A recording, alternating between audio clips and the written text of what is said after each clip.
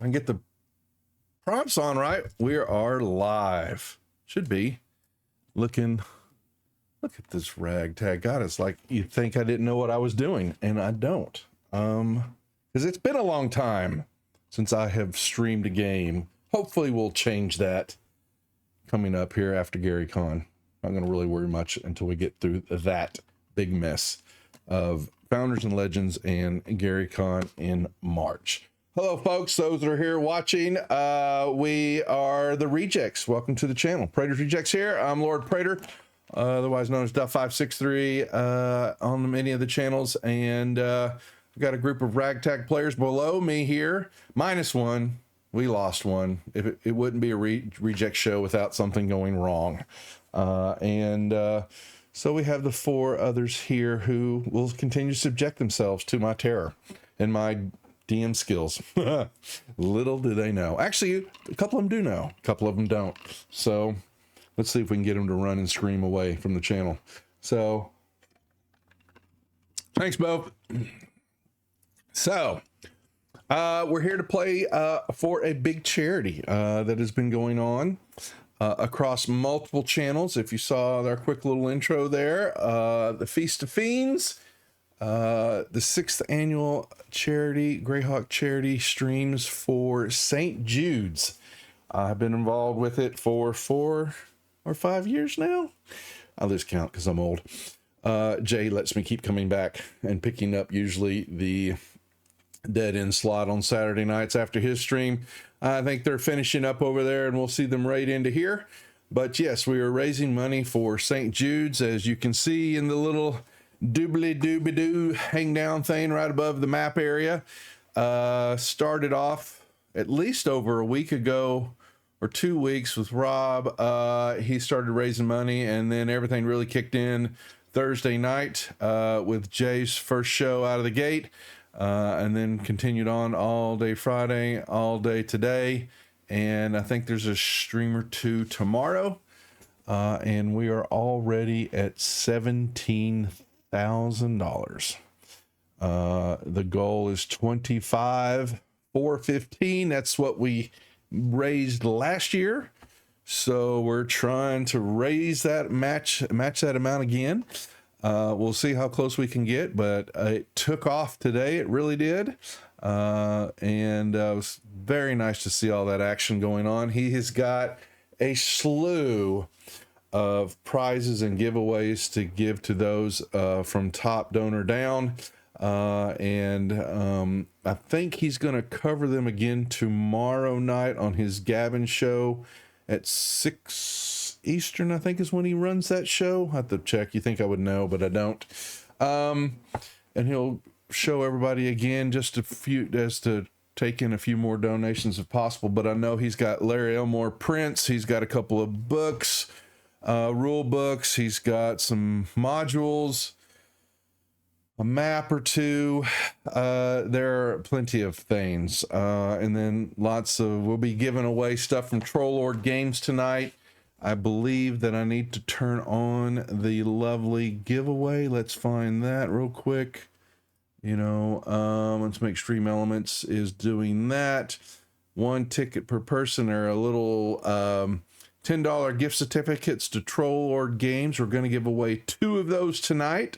So I'll fire that off in Stream Elements, and that'll fire off everybody. You just need to do exclamation ticket or exclamation ticket 1 ticket per person, and we'll run that all the way until we finish up tonight, and give those away. So yeah, there's just lots of stuff, but I wish he had taken a picture or put together a kind of an overview of all the stuff he has, but I know it has grown on him every year, and he has just got a pile of stuff that has come in for the charity. And since it's for a good cause, what can you say? I've got my eye on one thing, and hopefully we'll get it. We'll see. So that being said, like I said, welcome to the channel. We'll wait. He'll be raiding in here shortly, but to get started and subject these players to some terror already, which they need in their lives, we know that. Let's get them to introduce themselves. I'm going to call out the character name. They can tell you who their character is, who they are if they want, if they've got anything going on that they want to share with the channel. They are feel free to do so. You don't have to. If you don't, it's up to you. But we'll start off with one of our regulars who's played on the channel a few times and also has DM'd a few shows, including his lovely East Texas University, which is on hiatus right now. We'll introduce Lugran. Well, hello, and thanks for reaching out and let me take part of this little fundraiser. This is Eric from Denver, Colorado, where it snowed all day today. Playing Lugran the Paladin, just your basic pious, blonde, square-jawed warrior, because this group looked like, upon formation, that it needed a frontline tank, a fighter, somebody to absorb some damage, maybe be able to return a bit of that, and provide some of that sweet, sweet healing as well. So, Lugran the Paladin. Next up, has played on the channel before too, and was subjected to some alien terror, and I don't believe lived to tell about it. You know, I get all my shows mixed up, but usually I kill them all off in Aliens, because it's allowed, you know. But without further ado, let's introduce Prince Podriak. We'll just call him Prince, because I believe that's who he really is acting like. Yeah. Say hello. Hey, I'm Nick Jordan. And yeah, I think I survived, but ended up getting shot in the back of the head by the secret synthetic, which, yeah, that was excellent. Just splatter everywhere, which is so perfect for that game. I'm Nick Jordan. I'm an actor and game master. I have 2 projects out right now. I've got a Hallmark movie out right now called Mystic Christmas that is on Peacock, and then a vampire horror called The Night Nurse streaming on Alter. And I am playing Prince Podrick of Misthaven, and my dear Lugran, if social damage is what the group needs, then have no fear. You shall find me at the forefront post haste. Noted. Okay, there's more there, but we'll wait. Next up, new to the channel, is Damus. Hey, I'm Weasel. I don't stream, but on Monday evenings, I play on a streamed game over on Goblets and Warlocks. It's fun. We are nonsense, and I think my character is an idiot in that one, so I'm here to be slightly smarter than that. I am Damus, the Wood Elf Monk. I want to punch things. No promises on the smartness and all that. You know, you're here, okay, and we're the rejects, and so we're usually scraping the bottom of the barrel. That's just me. I'm not telling my players they are. I would never want to say that about my players, but I do. Last but not least, another a newbie to the channel, Charity. Say hello. Hello. My name is Damian Ryder. I'm an actor too, but I'm only on the stage, so that it's not much help unless you can come to Southeast Colorado. I've been in plays and musicals down here. And my character is Charity, who's a bard sorcerer, modeled a little bit on the Covey style from the latest Hunger Games movie, with a dabbling of cleric and warlock in there through feats. So, What part of Colorado again? it's called Lahana. It's an hour east of Pueblo. Okay. Well, I used to travel up there. Eric knows my parents had property up outside of Del Norte and Alamosa area.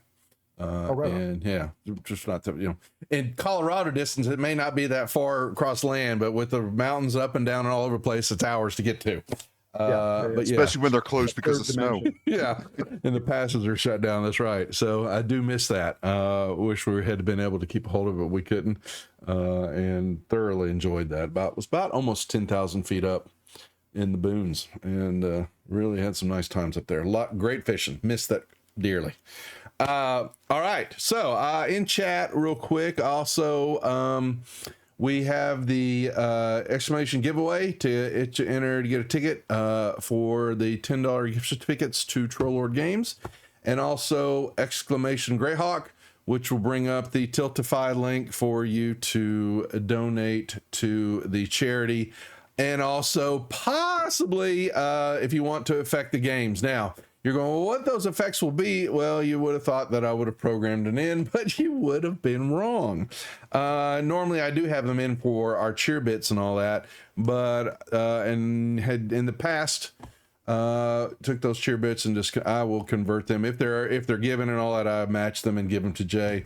But we were basically just trying to filter. I had watched Creepshow's game and Bleak's game and what they're doing, and it's just really just to donate directly to the cause.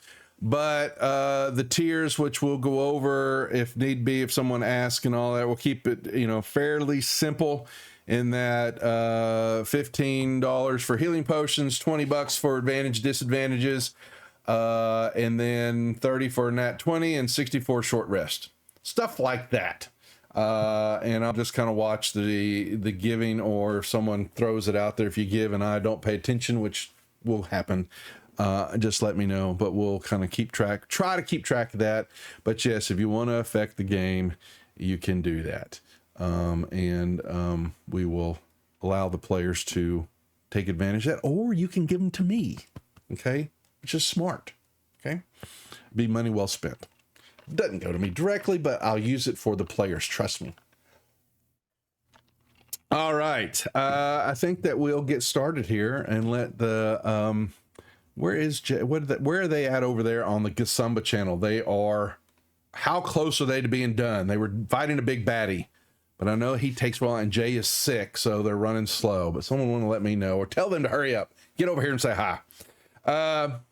So the setup here, they were given a whammy, how the things were going to start off, but I dialed it back just a tad to allow them to get a little RP in on the game. And so this group, actually, you know what, y'all were traveling to the White Plume Mountain area, and you go, oh, where the hell is that? Well, that would be this lovely. Let me send y'all a map, and then we'll zoom in on it. Oh, the lovely map that is. And if you zoom in with your mouse wheel, you can see the lovely Greyhawk map that has been around forever. And we're zooming in right above the Neardiv Lake area north of the central city of Greyhawk. Bandit Kingdom Shieldlands. And the White Plume Mountain in this area is here. Actually, let me do it on this map because I am driving wrong. But you guys are going. You're in this area. Thanks, Myriad. Yeah, that's where White Plume Mountain is at. And y'all have ventured up there to, you know, plunder, to vanquish evil, to be just your typical adventuring party. Yeah, as you got close, in the vicinity of the area, directed some locals and just a few locals that had sent you to a spot, Lonely Hill area, in a network of caves that was called the Dead Knoll's Eye Socket. The locals claimed that the name of this hill came from the faint resemblance of a dead knoll lying on its back, with water trickling from one hollow eye like blood from a wound. You made your way through into the area, coming up from the southwest, saw a small few network of caves, and decided that might be a good place to camp for the night before you continued on northward toward White Plume Mountain, which is a volcanic area. I didn't pull that map, but it's okay. So we could pick up a little bit of the action as you're fending your way up through the terrain, headed toward the entrance of the cave that is off from where the eye socket and the waterfall comes out of the hole in the side of the mountain. What else characters doing? What are they saying to each other? How are they behaving? It's amazing. It really does. You can see the blood and how recently the eye was taken out of that. That's fantastic.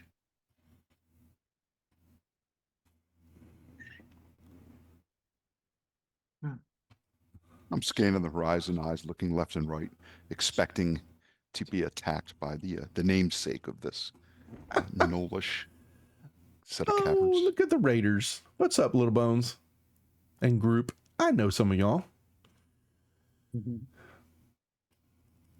As we travel along, I tend to dance for no particular reason at no particular timing. Whenever we've traveled in areas that we were less worried about being alert, I just play the flute, but we are keeping the noise down a bit more. Prince. He's I'm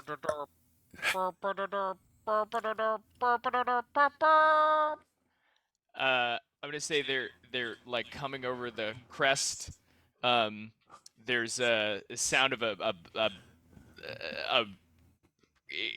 like failing horn, people really out of breath blowing it, and there's a small chariot being drawn by 3 ripped shirtless men that are like carrying it in place of the horses, and a small like red carpet rolls out of the side, and Prince Podrick, who I forgot to say is an elf warlock, he comes out in his very low V-cut silk sparkling blouse as he I'm so apologies all around. So sorry I'm late.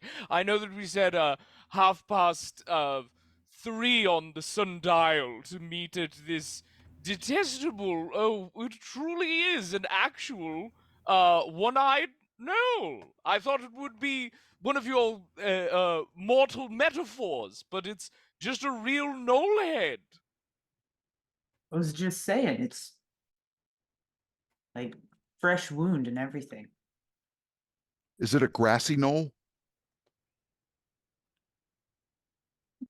Excellent question, Lugren. What is the local vegetation like? That's a good question.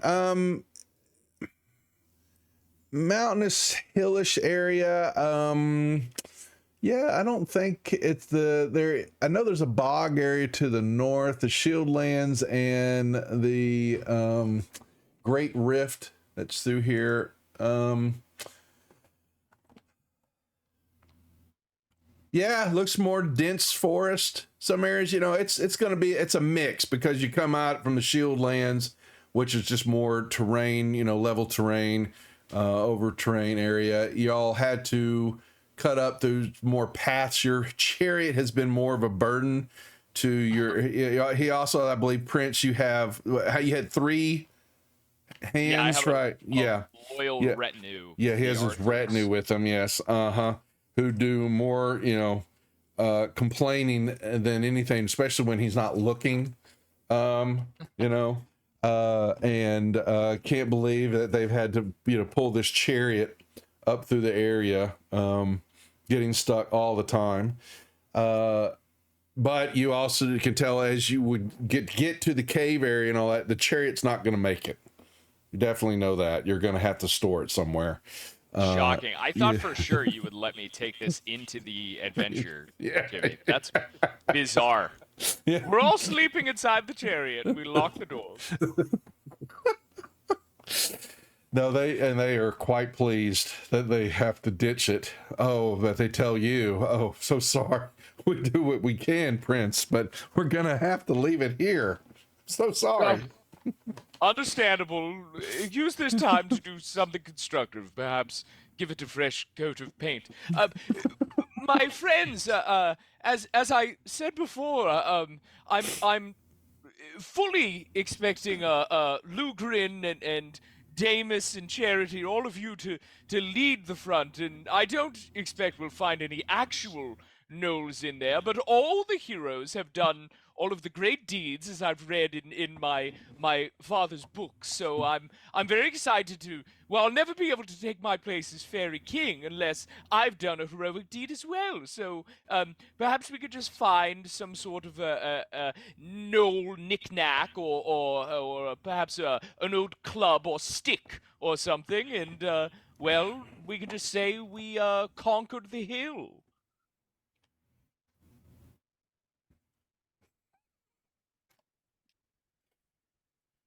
Oh, you guys are gonna have to. You gotta have to, to rebuttal him, please. No? I'm sorry. As usual, I stopped listening after about the 11th run-on sentence. Oh my! I'm being quite brevity truly is with me today. Only 11. Sorry. Okay. Well, yes. As he is pontificated, as they move on foot, and with his retinue carrying, I mean, everything that he has, and God knows what it all is in these, the cartons and crates, and his handbags and luggage, so to speak. Yeah, you make your way toward a cave area as you can tell as the sun is beginning to set, and I believe that there are 2 or 3 moons on this planet. One you can't see, but there are at least 2, so they will begin to take form in the night sky, and you get into the cave area. Doesn't seem to, goes a little ways back enough to get set up and put a fire in place. Prince can put his, get his area set up appropriately, and the rest of you can, you kind of get your bedding down for the night. Any other, it is wrapping up his stuff so soon. That's fine. So, who's taking first watch? I'm fine taking first watch. Don't mind. Okay. Who's going to be taking second I'll take second. and third? Right there. You Okay. mean Prince isn't gonna take any of them? What? Well, I was expecting one of my boys usually do. Oh no, but you're so right, Damus. Really trying to get the real hero feel here. Certainly, I'll take a watch. Which you'll take the fourth watch? There you go. Okay. Maybe the fourth watch is best. Yeah. Well, that's the last one, isn't it? Yes, it is. Perfect. So, yeah, and we have a 5th player, Aldarian, who is unfortunately it was Celtic, who could not make it last minute, was not feeling well, and that is a wood elf druid who will do, can do a trance. I believe the wood elf does. Yeah, that has the trance ability, so can kind of, after a shorter rest and all that, can then do, low end movement, things like that, can stay awake. But, Who needs a druid in a cave anyway? yeah. So I'm trying to sort of stalling here until the raid comes in, because didn't want to leave the hook sitting out there, but we don't want to hold on too long. So I did tell the players that what is about to happen and all that would be, some would call a railroad, but it's also, since it's a one shot, don't you railroad anyway. And that's true. But here's what happens, however. So you set up for the night, you bed down. Jay is incoming. We're both, I'm waiting, stalling. Waiting. So, I know why I'm here, but how rude of me, friends. My father positively detests those furry little hyena people. But what about the rest of you? Your village burned down by a pack of gnolls, Charity, or Damus, perhaps a variety of gnolls slew a few of your chipmunk and gopher friends? Uh, Lugrin, a half Knoll ancestor somewhere along the way, or a holy crusade against a Knoll god? Did anybody have any experience with gnolls at all? I don't think so. I simply can't stay in one place for long. I mean, there are evil things in Gnarly, but it felt crowded. There are a lot of people there. Although now, even with just the three of you, I feel like two would be good. Three of you is almost feeling crowded, but that's okay. It's not for long. The Raiders made it. Wow. Finally. Wait, Yeah. was that a threat? No. My goodness. Maybe I won't take last watch. So, welcome Raiders. We were stalling here, trying to do a little RP before we got y'all in to revisit what is happening. And as you can see on the map we have here, this group has ventured up toward the White Plume Mountain area, and coming in from the southwest around the near div, and through the Shield lands, they ventured toward this area and came upon an area known as the Dead Gnolls Eye Socket. And it is called that because the locals from the area, basically the hill on the rocky side area is a faint resemblance to a dead gnoll lying on its back with water trickling out of one of the hollows of what it would have been its eye. And they made their way to a little cave close to that area, not right at the socket, but close off a cave network area that they were told about, and we're setting up for camp. Except for, yes, Prince Pondriac and his retinue had to ditch the chariot that he was wheeling himself around in, or they were dragging him through. His retinue being his steeds, so to speak. And we're down one player. We missed Celtic Boar, who's not feeling well, and we hear that Jay has been persevering through for the day in his show, so hopefully it was a good show. But Aldarion, who is their wood elf druid, I will kind of play in the background to keep some of their healing and stuff like that. We have a giveaway for the $10 gift certificates for Trollord Games. That's exclamation ticket to get in ball and get enrolled, one ticket per person, and then exclamation Greyhawk, which is the Tiltify link for the campaign, which you can see right above the map area there, where it's 17,340 looks like, which has been phenomenal. The day has really taken off. What I'd meant to ask Jay is, Jay, send me the graphic or what's for tomorrow, because I don't remember. I know it was a show or two plus the Gavin.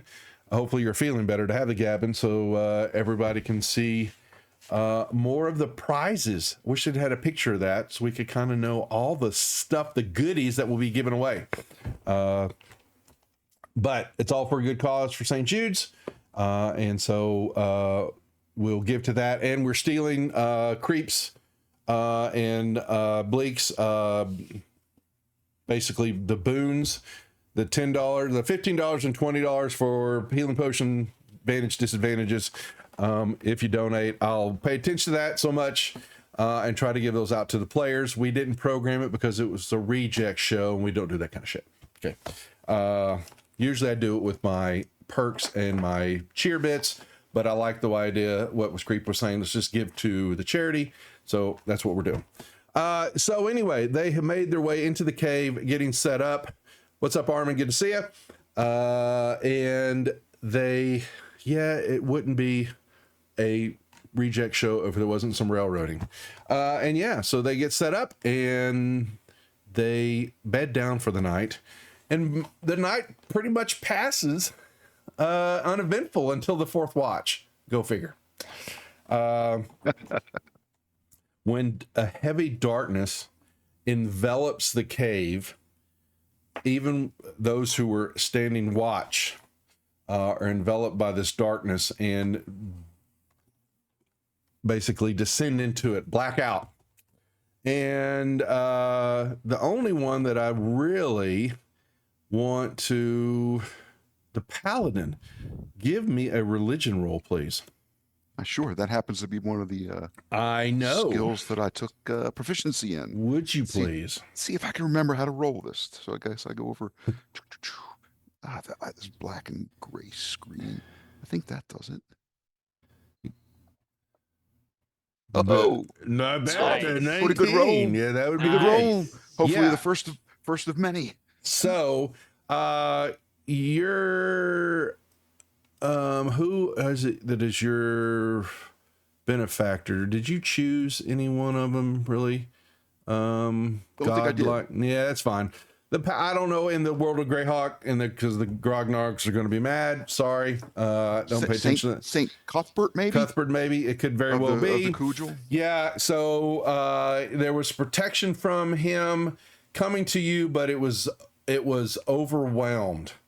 You got hit by something in the basically the godlike fashion. Fiend basically, outworldly, different celestial type power overtook the group that you felt you were tossing and turning in your sleep, fighting it, and that it had absconded you before you could wake up. The rest of the group was oblivious to it, but you could, there was a cackle, basically maybe a like hyena type laughing in your subconscious before you blacked out there, Lugren. Must be Yeenagoo. Don't know. So you all black out for some time. Don't know how long it was, but you do. And as you become awakened and come back to this dimension, this realm, like I said to you in chat, because I kind of gave them a little rundown that this was going to happen, so they wouldn't be too mad at me. You woke up, began waking up to the sounds of yipping, barking, the smell of wet dog, and as you all open your eyes and are prodded with sharp instruments and all that, you see basically a lot of gnolls standing over you. Each and every one of you, your hands and feet are bound, basically kind of behind you with the loop around your neck and all that, as you know.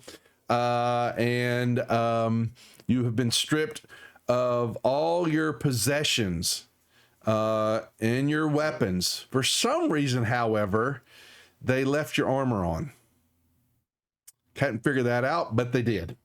I was going to take everything away, but yes, the module says, the little area says, yes, aside from their armor, the characters have no equipment. What's up, Square? Good to see you. Another Coloradan. We have multiple Coloradans here tonight. So, and they did say that if characters wanted to have a fighting chance, even though we're playing a one-shot, that you would have given it to you, but the superiors of the gnolls would have knocked you out in a couple of rounds. So I spared you the humiliation of having your asses handed to you by a bunch of gnolls. Okay, so that's kind of GM I am. Okay, and so what happens? You're all woken up. You're carted through the cave area that you recognize where you stayed, out of another entrance, another area. You're taken through there, back out through another part of the cave that you didn't notice was there.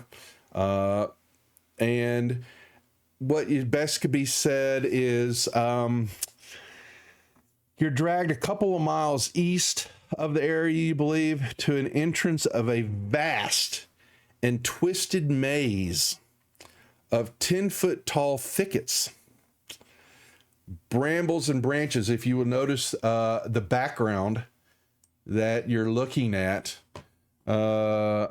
or I sent y'all a map. Maybe you know what? I can send you the map because that's what we can do in Fantasy Grounds. Honestly, it's just a picture of the intro. Where's my image record? I sent that to y'all. Why isn't it showing up? Hey, now. I want assets campaign. Yep, there it is. Yeah. Let's just share that again. And y'all should be able to see it. There's a null there, but you can see this area is full. Didn't notice it before for some reason, or anything around that area, because it was asked kind of what the terrain looks like, but for some reason this was hidden from y'all and from view, but it isn't anymore. And it is quite thick, like I said, tall, and the group is led to it, and they have got multiple groups of the gnolls, not only the ones that have bound you and are leading you, guarding you with their weapons. I would say a good dozen of them around the group itself, but there's probably another 20 or 30 easily. All of you can make me perception checks, please.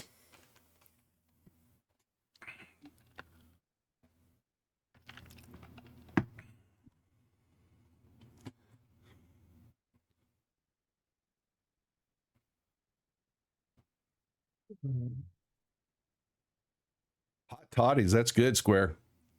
The donation link is !Greyhawk. Just so everybody knows. Bam. This is my first time using Fantasy Grounds. So you go to the skills, you open up your character sheet. If you don't find it, just remember you can double click on your portrait and then go to skills, and perception's just there. And then also !giveaway to get into the ticket. One ticket to, you can just !ticket, and it'll give you one ticket for the giveaway. We'll be giving that two of them away at the end of the show.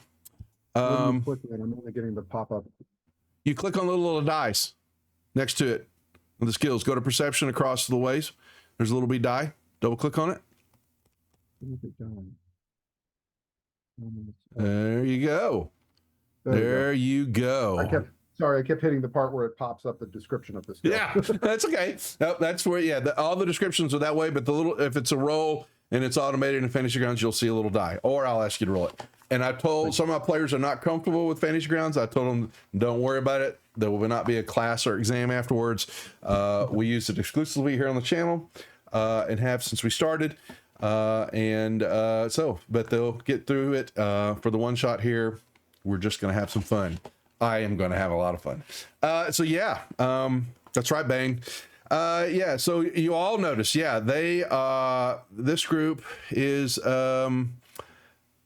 they're hunter groups, and you see a couple different kind of races of gnolls kind of to be. You have your, I guess maybe some normal gnolls, but you see some that are kind of really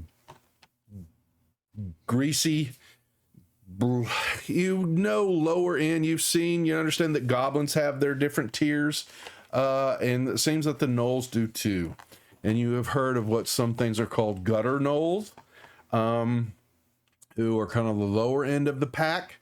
Then these are plains, and they're rock gnolls, and they have different bones and features and all that. You see different, you can see the makeup of them. And they lead you down into the valley area, into the entrance of the thickets. And these bushes are not neatly trimmed hedges, but are unshapely patches of impenetrable thorny brush with narrow, naturally formed patchways meandering. You can kind of see into the maze area. And what you can tell is kind of the shaman leader, because of the garments that he's kind of wearing, and just kind of how they back away from him when he comes to hype train. All right, thank you.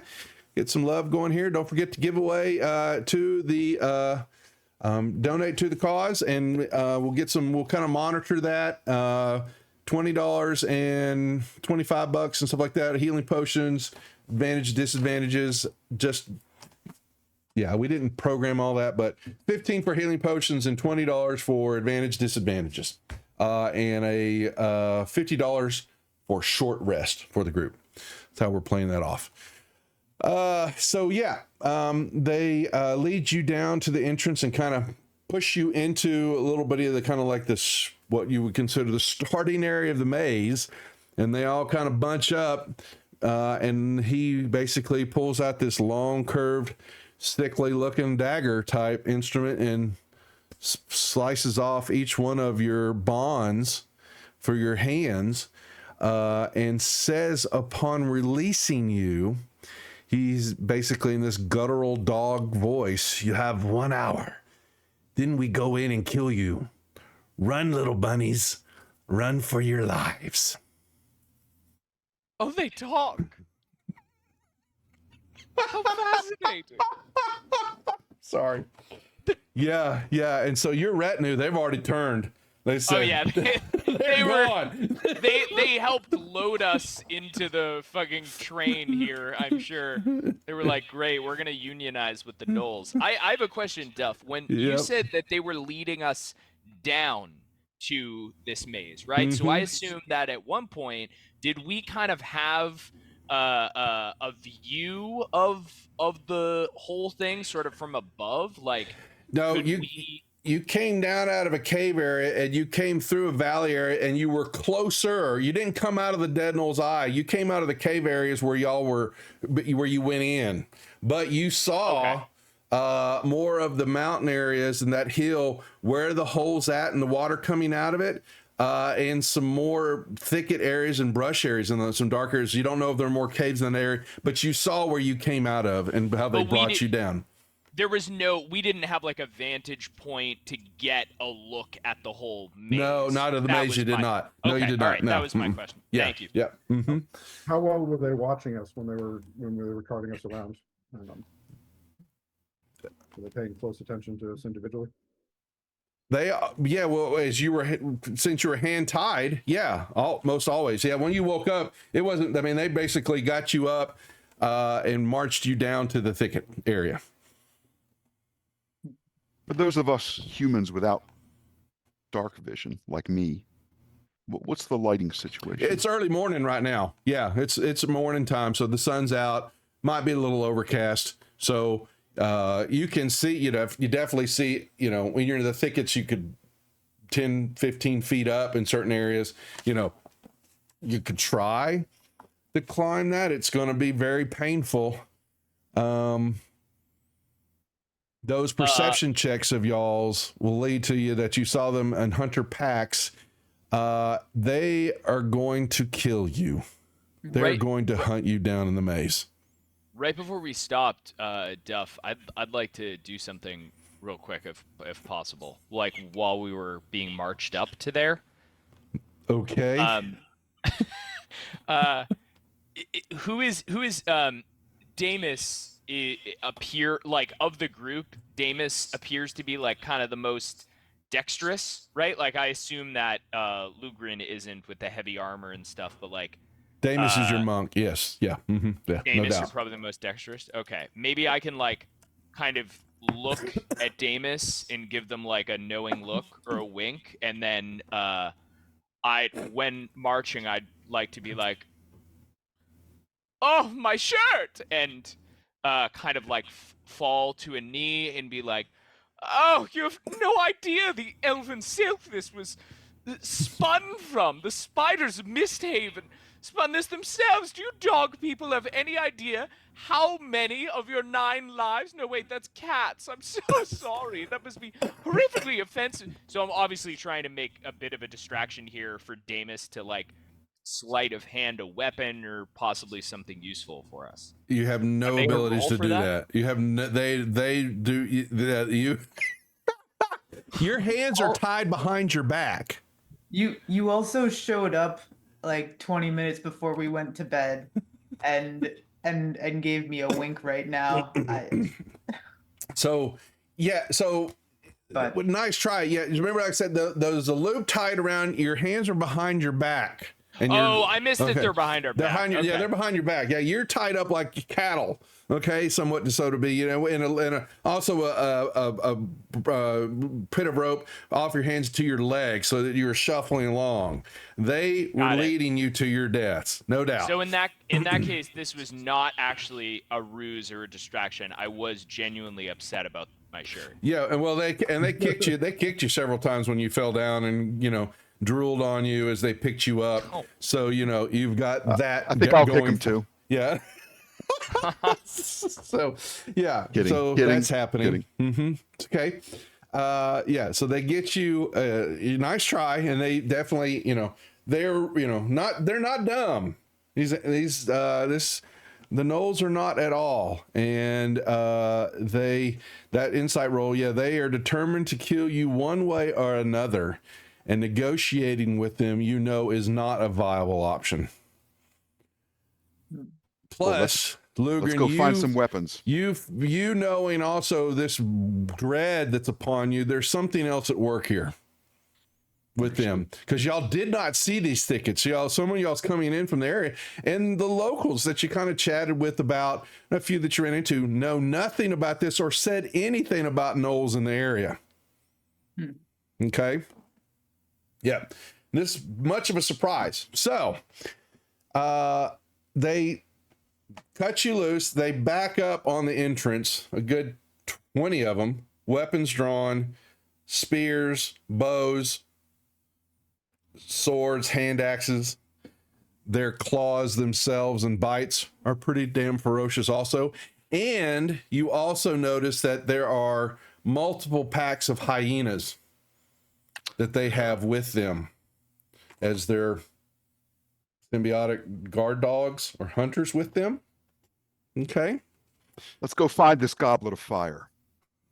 There you go. That's kind of, think about that as, that maze, but now with brambles and just basically thorn bushes with sharp, pointy things everywhere. Okay. So off you go. Looking around, do we see our stuff anywhere or no? No, you do not. You do not. Okay. So there would be so the maze itself is too vast and sprawling to map in its entirety. And so there wasn't really any tactical map included for this. It is a twisted labyrinth of passages and 10-foot high near impenetrable briars.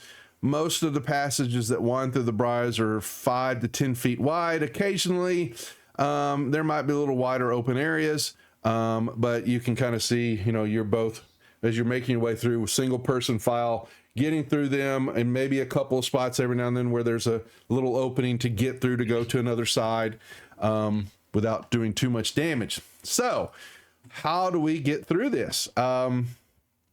You turn the thickets and thorn bushes extend as far as the eye can see. As you move along, waiting. They said they were going to give you an hour. Half gnawed on bones lie here and there, and from time to time you look up and you can see the few circling crows eyeing you, eager for what might come next. We have a set of skill challenges that must be met to survive this encounter. How many you want to know? I'm not gonna tell you. You know better. But there must be a multiple of successes before failures. And they will rely on your primary skills. We'll be using athletics, acrobatics, bluff, which was because this was written in 4E, but it'll be we'll be using probably maybe performance, maybe deception probably would be better. It will, depending on what we come up with here, I might let you choose on that. Endurance with your athletics, like we're talking about, insight, nature, perception, stealth, and survival. And so what we're doing is I'm going to be asking you kind of, what you're doing to counteract what's happening in the maze, or what, as I start giving you more stuff, what are you doing to survive, and what those skill checks might be. Everyone will have to participate in at least the skill checks. Not, someone will do one, and then, as you have the aid and help, so someone can help to try to give advantage on the roll based on what's happening within reason. You still have, like I said, those who have magic, even though you might have your focus and all that, I'm not worried about it. You're going to be able to cast. But you just don't have your physical weapons, except I know the monk, your hands are weapons. They didn't cut them off, so you've got those. So you move along. What are you doing? What is happening? What do you think you're going to do to survive? How fast can you all run? I'm sorry, run? Yes. Well, I suppose I can jog more quickly. A brisk pace, I suppose. 30. 30. The actual number 30. Okay. We're not too. There's no map, so I think more of the care is, what's your endurance? How long do you think you're going to be able to run? How many of you are really in shape, and who's not really in shape? Who's had more treats and goodies instead of their, healthy meals? Prince. I can chug along pretty well. Yes, so that is okay. That is a successful guess. That is our athletics or endurance check, which is off out of the gate. So coming out of the maze, you're trying to put as much distance between you and the gnolls, which, like I said, they gave you an hour. So what I have to ask is who's going to be performing and kind of pushing the group to meet this check. Don't all volunteer at once. Is that an athletics? It's going to be an athletics check. Yeah. Now, are we quick question, Duff? Are we doing athletics because Damus suggested athletics, or are we doing athletics because we were always going to have to do an athletics check according to you in the challenge? They're both. All the above, honestly. It's so what I'm looking at is they gave, and you may come up with other ideas, but I have kind of a list of what some of the checks would entail. And what I'm trying to see is I'm having the group figure out what some of these checks may be to run them. Okay. And it's basically it's an athletics check. This character is trying to help the group put as much distance between the party and the gnolls. And so I have a +5. Now, if somebody is able to aid me that also has athletics, somebody, only one person can aid, but in addition to that, I will give you guidance.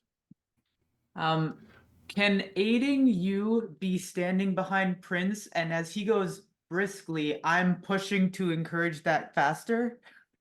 You're pushing, and his retinue basically have picked him up. They basically begrudgingly have grabbed him on both sides of his arms and have picked his ass up like they do the chariot and said, "Shut up, you're coming." And they basically grabbed him because they know where their bread's butter, who's paying them. If he dies, they're not getting paid, and they're not happy about this. So my athletics is, I have a 0 in it, so maybe I should be the one to do advantage, or be the one to aid someone somehow if I can. It's just aiding. You just get an extra advantage. It doesn't matter as long as you're aiding, and I'm going to probably do, whoever wants to make the first roll can make that with advantage, plus the guidance is a D4. Yeah. I'll do that then, Duff. Yeah. Tell me, it's been a hot minute. How do I roll with advantage? Okay, so you're going to click down the bottom left down there where the dice are at. You're going to hit the ADV button so it lights up. There we go. Okay. There we go. And then roll. Now make sure you add well, a plus. Well, let me give you the effects for guidance. Let me give you, so he gave you guidance, And so where is it? We have the lovely, can I find the G's maybe? Am I in the right guidance there? It is for Lugren. Bam. It's on. So now you can make your. Here it comes. I apologize if it's a poor roll, but it's not. It is Wow. not a poor roll. Holy moly. And I will let you. Go ahead. I think Damus was goosing Prince to get a little extra boost of speed from him. Yeah, Goose. I mean, every now and then Prince went, I think a 28's a solid roll. I think. oh, that's a solid roll. We would consider that a success, okay? Quite naturally. So, yes, the check did not fail. And so the characters in the group, so yes, you feel yourself, just emboldened and are shifting and making your way. Damus leading the way along with Lugren, bringing the rest of the group behind as you continue moving on. And that is, So go ahead. my thought, in doing this, we obviously wouldn't be, just running nonstop. We'd be taking, stop and breather pacing so that we could run better overall, since we're doing this well successfully. When we stop those times, I want to try to change, move plants around, move debris around, things like that. Try to obscure which direction that we're going. That would be a survival. That is another one. Can I pitch for deception? You can switch for deception. Sweet. Okay. Is someone aiding Charity in this? I don't have deception. You don't have to. It's just aiding. We're trying to share the love. Aldrin, your, druid who is, would be proficient in this also. What is his? Guidance myself for that too. That's fine. Yeah, he's got a +6 in survival, just so you know, and a +4 in nature. Nice. Oh, I've Charity, got a +6 deception. Charity, darling, the Snivarian roots really make the best deceptive track hiders. I'd mix a few of those, and if I mash up some of the here, boys, you do this. If I mash up some of the berries here, that'll help to obfuscate things. So I've a +5 in nature if I can aid him. Oh yeah, aid him. That just gives him the advantage on the roll. Okay, Great. it's actually, and he's guidance. She is guiding herself also, and so thank you for the subprime. Does the druid have that speak without, or I'm sorry, go without trace? Pass without trace, you mean? Pass without Where trace. you don't No. leave a scent. Nope. It's a Those spell, gnolls I are going to be think. able to follow us. He's got some other stuff maybe to use later on. Hoping this will at least, slow them down. Please make your roll there, Okay. Charity. I clicked on the advantage. Did you set up the guidance? Thank you for telling me to do that. You got to remind me because I will forget, because that's just my. Got to have those Operating. Skittles. There you go. Got to have the Skittles. That's right. So, guidance has been granted. You pinged yourself. You goosed yourself. Okay. So click the advantage and then click your roll, please. I clicked on advantage and I'm. Yeah, it highlights and then roll on the die. There we and go. then you click on you're running deception, right? So you're going to click on the little die next to the +6. Double click on it. Why can't it? I want it. There you There go. we go. Had trouble aiming. Oh, Oh, Very helpful. excellent. Rolling hot. And, Coming in and I hot. will let you know that the DCs are high on these checks. Okay. Sure. So that is another success. Impressive. With that, I also now I'm going to ask, Prince, that you got him in this predicament. Wait, I did. Why not? Okay. Sure. It you was know, my idea. It was your sorry. idea. Where are my encounters? Yeah, they are here. You wouldn't think that you're not by yourself in the maze. Come now. I need you to roll me a D10, please, in the open there. Just like we do with aliens and the strikes that are happening with you, we're doing the same thing here. Oh, lucky you. Goody! No encounter. So you're in the clear. Okay. And I'm going to say yes. If you've moved through, have done a quite bit of picking up some distance. You believe that you're getting away from the gnolls, while Charity is doing some, blending of the tracks to kind of hide what is happening. And I'm going to say, about 30 minutes pass. I have a skill idea whenever the Okay. next one Well, is you got up. to know I got to throw you another curveball here. And so it's about 30 minutes pass, and then from distances away, you hear the pack noises like coyotes, but there are multiple ones coming from different directions. The gnolls have entered the maze early. Wait a minute, they didn't keep their promise.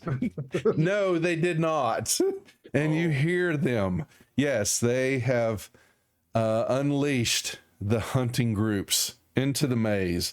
They didn't wait the full hour. I'm going to start looking for weapons as we're running, because it occurs to me others may have fallen here, or there just might be random weapons like stuck in the brambles that we'd have to reach in and grab. So far, you have found just bones that you could use for like a club, if you would like. There are a few. Okay. There's like a big tibia or a fibula. Yeah, there's a few. Yeah, femurs. And so I will grant that. And that would mean that we would come on over here. We can add those weapons in because, we didn't do that ahead of time. Weapons, those will be clubs. And so does everybody want one? Yes, I do. You don't have to. It's up to you. So I'm going to give a club to and it is equipped now. I see. Is it possible to find a smaller, sharp one, more akin to a dagger than a club? Yes. You can, That's what I would take. So you also can do that. If you want to use, I would say you could kind of grab break some of the bones so you can turn your dagger on. And so to do that, just go to your inventory and tell the dagger to be equipped. Okay. What?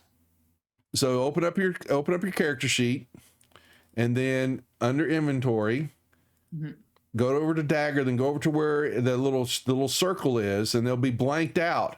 And if you click on it, turn it to where it looks like it's a shirt, and it'll tell you that it's being equipped. Okay. Then when you go to your actions tab and you change your mode should be in combat, you'll see your dagger there now. Okay. Yep, okay. Now, anybody else want a club? I'll take a dagger like you did. The daggers you all should have in your already. I just unequipped them so they didn't show up in your actions tab. But you can turn those all on. You could all have found sharp objects. Sweet. So, and I don't know, does the druid take a bone club? Yeah, why not? I don't think he has a problem with that. If he does, he might have shillelagh. He has a shillelagh. He does have the spell. He does. Yeah. So he would put that on. I'm going to equip the club in his dagger. Let me do that too. Where's his dagger? He didn't take a dagger. I can't remember. Can they take him? Well, he's going to take him if he can. It doesn't matter. He's got a dagger now. Too bad. Okay. So you're outfitted out. Now, I don't believe that counts as a skill check, unfortunately. So you now know that the gnolls did not abide by their time frame. They are yipping and cawing out and really just creating a huge ruckus. What's next? What do we do? What else could be happening here to survive the twisted thickets? What they call this place? Anybody? I think the gnolls are trying to scare us. If I see anybody is getting a bit unnerved, can I make like a charisma check to bolster their confidence and saying, look, they're just trying to get in our heads. Um, Or maybe everybody here is of sufficient level that they know the name of the game and they're not going to get so far, unnerved. anybody would have been in the Prince, but his retinue are like going, "Nuh-uh, okay," and they, you know, they basically Dick Cheney'd him, you know, a 9/11. They picked him up, his feet don't touch the ground, and they are carting him along. Okay, That's right. so okay. What else we think of? It occurs to me that we are still bound and need a little help. They cut us free. No, they cut you free. They Okay. cut you. But they didn't. You were trying to do that before they cut you free. Once they got you in the entrance area, they cut you. The shaman cut you up, and they backed up, and the rest of them were waiting for y'all to do. You know, they kept y'all at spear length and all that. All right. Okay. Well, in that case, having an eye in the sky, I think, would be important to us. So I'm going to use my Ollivander, and I'm going to I'm going to use my find familiar. Yes, that's coded. Yep. Call my owl Ollivander, and I would like to use my Arcana for this. Oh, you define familiar. You cast. You're good. That is. Oh yeah, but I'm just trying to like make it into because you want skills, right? Okay, so that would be observation skills to guide the party through the thicket. Is that what you want to be, or are you trying to? I summon Ollivander and then want them to scout out like the way out of the maze or the way that we should go to, to get out of here or to get our weapons or whatever. So that's working actually in teamwork with that. I have. Go ahead. I'm sorry. Working in teamwork with that, I have the Wanderer feat, which gives you memory for geography and maps terrain. So I don't know that it necessarily helps you find the way through in the first place, but it'll help us track, what we're doing if we, Yeah, if you remember stuff, I can relate details to Ollivander, maybe. Nature or perception, the character's inner compass or observation skills can guide the party through the thickets. I have a DC for that. So I'm going to go with nature. You said nature +5, right? I don't know who. I can tell you. So I'm going to look at Aldarian's. He's got a 4 on his nature and a 6 on perception. Just so you know. Nice. But Prince is one that's fired off the familiar, so Prince has to be controlling the familiar. Great. I'm gonna roll nature. Okay. Nature. So that advantage, and he's going to goose you with guidance.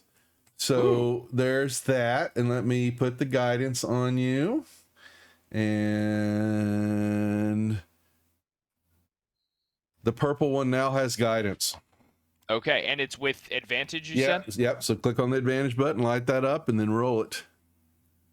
Oh, so close. Wow. Oh, no. Wow, that was with advantage? Yeah. Yes, it was. Shocking. Ooh, You almost Prince's... rolled the 19, and then it was like... it rolled over.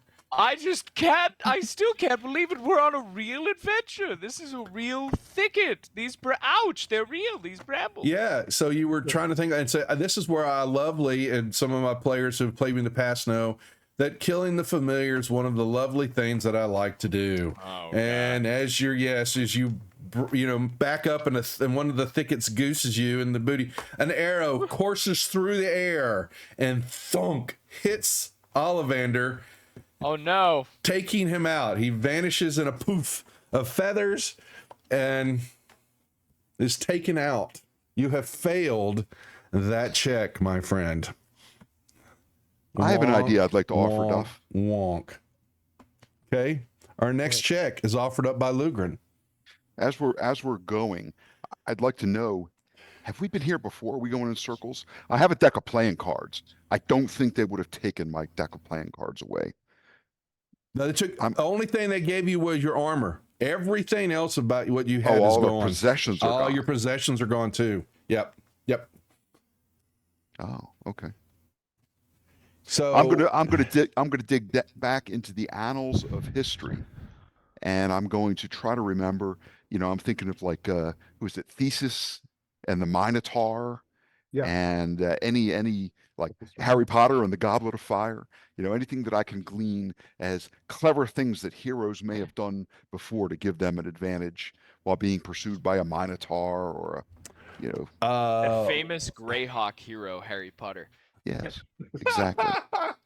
Well, I mean, I've got history, right? So I might as well use it. that's not one of the skill checks. So Womp, womp, that's no. womp. I gave you the listing of them to try to figure out how you would want to use them. Okay. Can you go over the list again? Then? Yep, we're going to do acrobatics, athletics. We have deception, which was bluff back in the day, but it's deception, endurance, which is basically I'm using survival, insight, nature, perception, stealth, and what they call thievery. But we could perception stuff. We could use deception there or performance. You know, since that one's kind of a mix from the 4E stuff. And what I'm trying to figure out, give you the opportunity to do is by knowing those checks or those skills, how would you use them to get the hell out of the maze? Could I attempt acrobatics to find us a path through? Bingo! There you go. The characters try to pass through the briars rather than between them, creating a path that his or her companions can follow. Yes, there is another one. So we're going to give old Charity another goose guidance. That is an acrobatics check. Can anybody assist me in this for advantage, or is it? I will help with that. Yeah. Go right ahead. Okay. Okay. An advantage. Now trying to click on the die. Haha, that was faster. Oh no. Oh, terror! Oh. Ooh, did we have anything donated? Haven't, not really. Oh, we're quiet on the donation front. I thought we would be, everybody's kind of donated out. Oh no. Oh no, that was 100. No, I didn't. Why is it? Oh, why didn't Tiltify? Hold on, is that true? Is that true? It is. It is. Oh, and we had, I apologize. We had, Mr. Gasumba is given $100. Do we have? I just can't tell. Is there something else?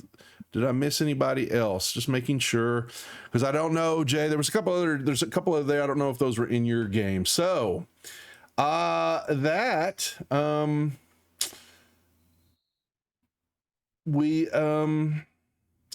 will give everybody a point of inspiration that you may use for re-rolls.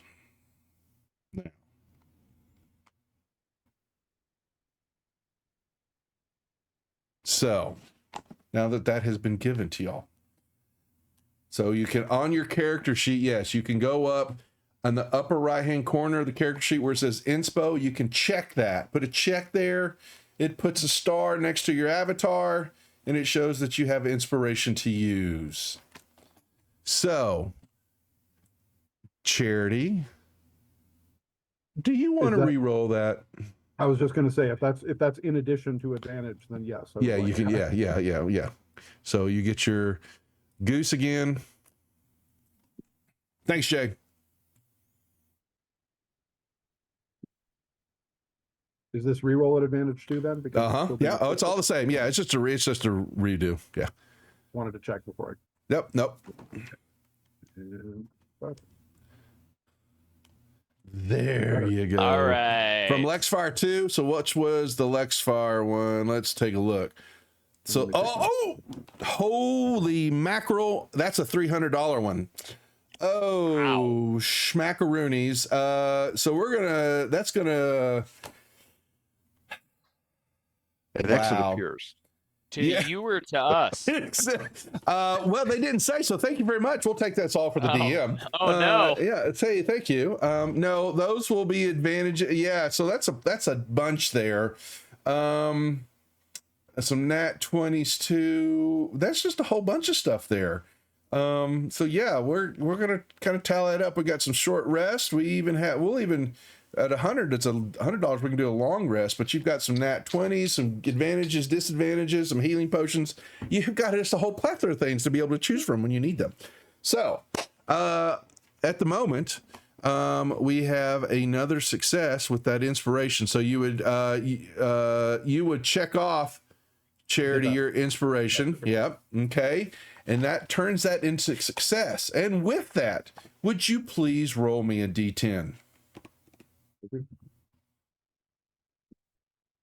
We are now 3-1 on this challenges. Did it show? Just grab it. You have to grab the D10 and drop it actually in the chat window area. Oh, the chat window area. Yeah, Okay. you have to drop it in the Like gray it's box area. rolling, but it's not showing anything. There we go. Yeah. Just grab the D10 and then drag and drop it in there. There you go. Ooh, Ooh. Either very good or very bad. exactly. I wasn't expecting that one so soon. Oops. This is where Gook comes in. Well, Right? yeah. Where the land shark jumps out of the ground. Oh. You know what? I'm not ready to throw that one at you yet. We're going to do this one. So, yes, you are successful in finding a spot where you can kind of cut through some of the brambles instead of following the tracks. We're kind of short circuiting, and moving into another section, quadrant of it. And as you pull everybody through, coming around the corner, almost running into you, is a minotaur. I failed my history check. Kind of lumbering along, and boom, and just kind of steps back. This boy is huge, carrying a great axe in his hand. And his looking, he is buff as can be, and he looks at you, and in this, anybody speak Abyssal? I don't remember. Hello, let's see. I do not. Nobody Nope. does. Well, we're just gonna say he speaks a broken common. And he's looking at you, and you basically hear, Knowles? Why you here? Oh, good. I'm We hate the I'm Knowles sure too. he Do you knows hate the way Knowles? to the exit. Famously, they know their way around, don't they, Lugren? I think so. I will hope that the Knowles are not friends of his and pitch that we too hate the Knowles. Is Smell is like pers- wet poop. is persuasion on our list of skills that we can use for this challenge? It's what would have been diplomacy back in the day. Okay. You have shiny stuff. Wear your shiny stuff. Did you want to lead the charge on this, Charity? I'm also I've often been complimented on my tongue work. So I'm happy to assist. Charity likes you. If you've got persuasion, she would support you in that, since we're not trying deception. When we do deception, I'll take point. When we do persuasion, you should. Indeed, persuasion is my my fey bread and butter. Pardon me, oh great horny one. My name is Prince Podrick Misthaven, and this is my retinue. As you can see, we are no friends to the wet-spotted hyena people that threw us in here. We are also looking for the exit, and happy to assist you in whatever way we can. Lugren, would you make me a perception check, please? Straight up. Yeah.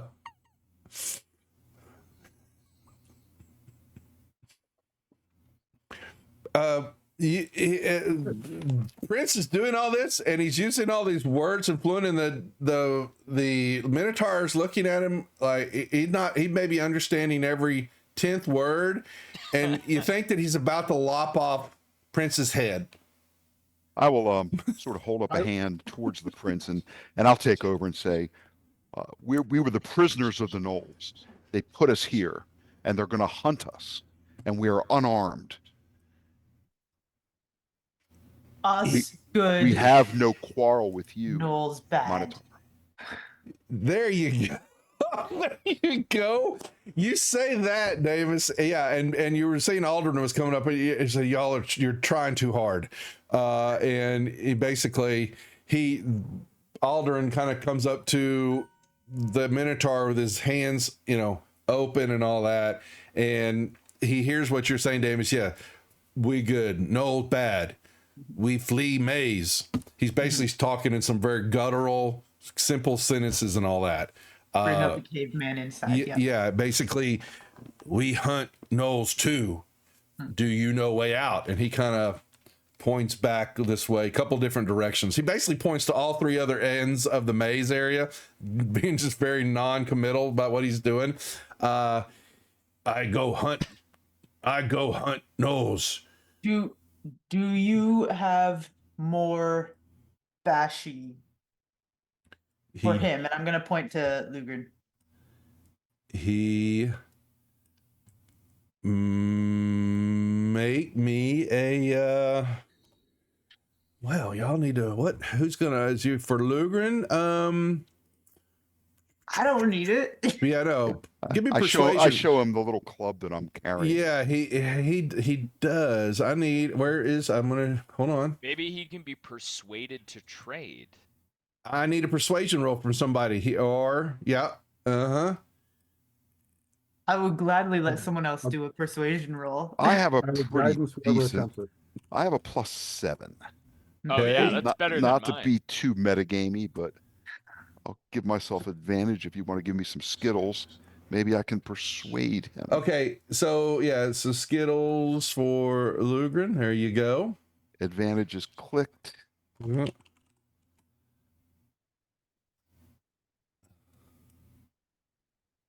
Oh, nice. Yeah, that's nice. And he going, where is the tables here? I'm trying to, what does he want to give you? I feel bad for this Minotaur, man. He doesn't know where he's going. That's literally their thing. Yep. He's hunting. Oh, okay. He's hunting. He's here Yeah, for he's having a sport. good old- He's here for He's on sport himself. He vacation. found a maze.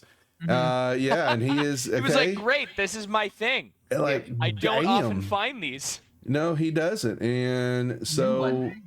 Yeah. he's going to give salsa, really, dude. Sword. It is a Here you go. There we go. Yeah. Wow. Cat? Yeah, the cat's There we really go. cat's Props. getting what did you have what was your magic weapon that you had there, I Lugren? thought you said I had a magic sword. You got a but I no, think your you longbow. changed it to a bow. Yeah. Yeah, longbow. So your sword he gave you a long sword, a magic long sword. Yeah. And he reaches over it, he grabs this thing that's hanging on his back. He goes, I find you have. And we'll get rid so and I will it is now you've now got a long sword. Actually worked out. Yep. And he kind of, boy, good luck, fight. And he turns around and he goes lumbering. Oh, Thank you. You What a- fight good too. what a charming gentleman, Lugren. I think you've made a friend. I hope you two should stay in contact. You can never have too many friends. That is another success. I believe we are now 5-1 as we ramp up our way. Nicely done. Man, I said I wanted to play a smarter character, and all I've done is speak caveman. All right. Sometimes it's the BK man. I'm impressed. And let's get back to what we're doing here. So you have thwarted a Minotaur. Mm-hmm. What's next? Good. What else? Can somebody Are any of you guys good at like throwing, boosting up in the air, and I can try to see around, and I'm fairly confident in my ability to land without being hurt. I could toss you. Yeah. I could put my hands together, unlace my fingers, bend over a little bit and give you a step and then propel you up into the air. If you wanted to take a see if we're like heading to one of the corners, maybe. Where Yeah. To do a human pyramid acrobatic stuff. I'll have the boys help. Yeah. Okay. So if you're talking about just doing a jump up to kind of give you it's basically an insight to what's happening around you. I would be more than happy with either perception or acrobatics. You just used an acrobatics, so we're gonna save that one for a second. I'm looking for some other the checks. Okay, so what other ways? You're getting there. So we've still got a few more checks to do. Perception?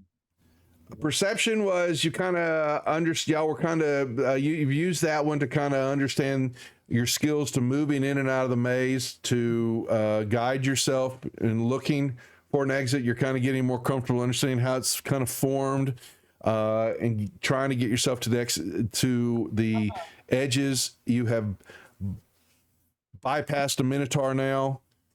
I'm at survival. Survival.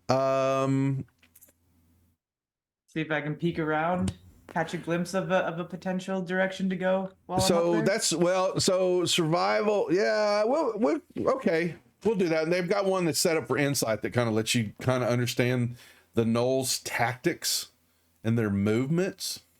I'm the exact same on insight. We can do insight instead of survival if that's what. Yeah, they're going to be roughly the same. I'm looking at Aldrin hasn't done anything. He's got a +6 on his survival. Oh, Okay. Do we want to use him to try to use a roll, or you want to do it, Dames? No, this is better than mine. Okay, we'll get him into. We'll Let's get not die, I guess. Yep, and we'll get an advantage from that. Yep, I put guidance on him, and let's just see what. Oh. Look at those dice. A 23. And with that, you have now had another successful check. And you now understand the Gnolls are tracking you. Even though you have been scurrying your trail, your scent. Apparently, Prince has a perfumed essence to him. Possibly left on. And that might have been giving you away to some degree. And so the Gnolls have been using that, you think. Way to go, Prince. Well, if the boys didn't stink so much, I wouldn't have to drench them in this stuff. They do Okay. smell prettier now. Okay, sure. Damus, give me a D10 roll. On it. D10. Yeah, it's Drakkar. That's right. An 8 it is. Alrighty then. Where is our encounters? We could always try to stealth our way past something. That might be a good use for stealth. Well, you're going. When we get there, let me know. Okay. Yeah. So you've moved through. You got a sword. You moved into a little bit of a thicket area that was more overgrown. A little open area, and you had the trail kind of definitely narrowed down as you moved into this open area where more just branches and weeds and stuff have really mangled up the area. And you moved through there and using this. I don't know who's leading the group as you move through areas like this. Who would take the lead? I If would we're not trying to complain. be sneaky, I can take head on that. I'm Okay. not sneaky. Not sneaky, yeah. And it's basically also you're having to clear the area. You know, you're basically tracking, looking, you know, point kind of also what's happening on, and you move through that area, and you know, brambles are pulling on you a little bit. I'll be chopping them with my sword. You're chopping a little bit, and yeah, you get through there. You begin about halfway through chopping, and you slice through an area, and all of a sudden, the brambles and all around you just start, you know, clicking noises, scrambling noises, and Koalas, they're just being cute. no, actually, oh no. The branches come alive. Hmm. And basically you begin to see little stick figure men and all that, you know, Int-Men. Basically you would, y'all can all make me a nature check. All right. Oh wait, sorry. Oops. Ooh. What's that? Hey. No. Yeah. Okay. Yeah, y'all are gonna know what they are. They're twig blights. You have run into a den of them. Would y'all please roll me initiative? Cool. We have combat. That's on the front of your character sheet. Just click on the initiative die once, and it will roll it for you. Damn. And Lugren? Wow, some very low initiative rolls. I really suck. My rolls have always low. Let's see if I can. It's on the front of your main tab. Yeah. Right. I was playing around with my dice color because a lot of us had black. Yeah, you could. Yeah, if you want to change your dice color, that's the upper right hand corner. Yeah, upper right hand corner. There's a little palette or the dice symbol. You'll see a little dice upper right hand corner of the small character, and you click on that, and it will bring up. You can change. You have your little color wheels and stuff. I have the dice packet so I can get all the funny stuff. But yeah, it's the cool stuff. Okay, so Damus, you're up first. So you have twig blights all around you. So you can honestly, to target one of them, you can just hold down the control key and click on one of their actually in.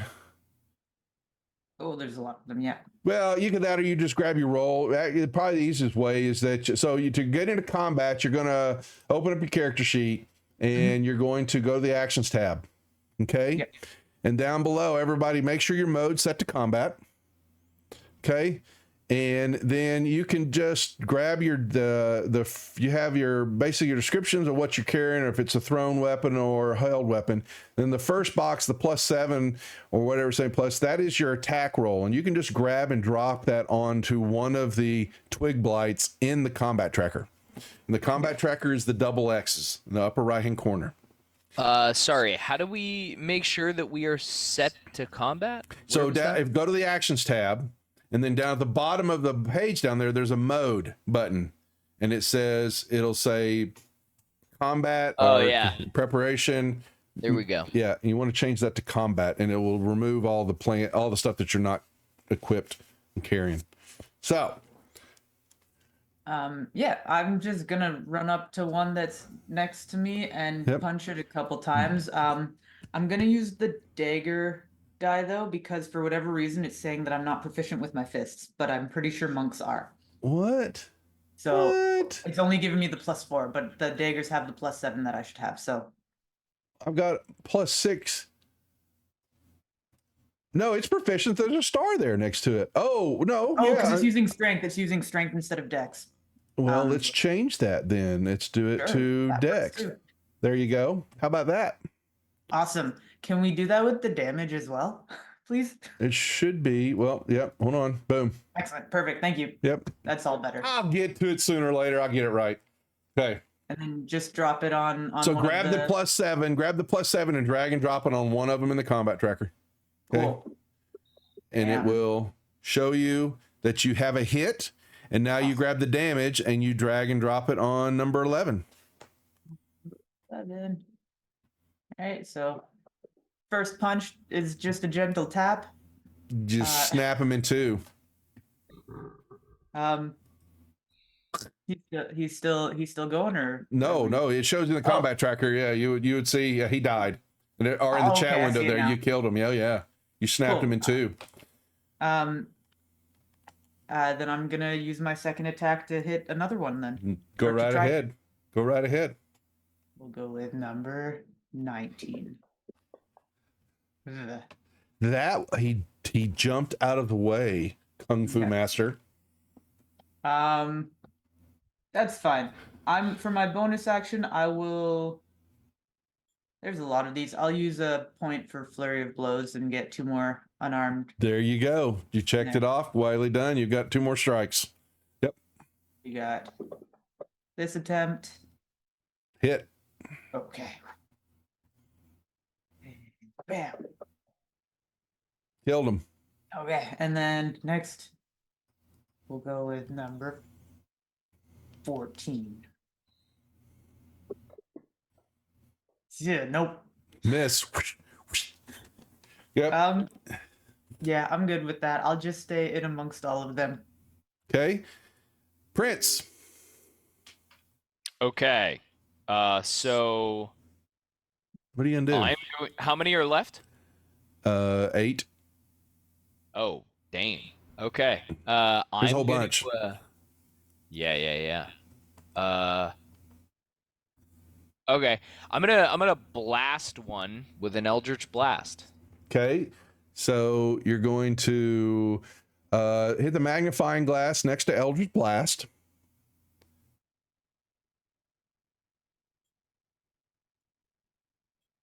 On your, Yep. okay. And your attack is your range +6, so you're going to grab that and drag and drop that on one of the twig blights. Yep. You have to drag and drop it on one of the to do the actual attack. So grab and drag. You have your combat tracker open. That's your the double swords in the upper right hand corner. If you click on that, it opens up the combat tracker. Okay. Oh, there we go. There you go. Okay, so That's what I grab. missed. Yeah, grab that attack again and drag and drop it onto one of the twig blights. All right. Okay. Okay, I'll do it on Twig Blight 1. It's fine. Okay. You hit it. So then Great. you grab then the damage right below it, the 1d10 +3. You grab that and drag and drop it onto him. Okay. On the number 1. One of the same little On the same dude. Yep. thing there. Okay. Blasted him. All right. Yep. Bam.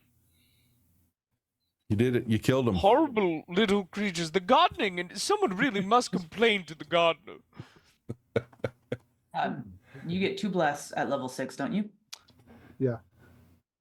Thank you, team. Duff would have been more than happy to allow that to bypass us. I'm gonna go for a Twig Blight 14. Twig Blight 14.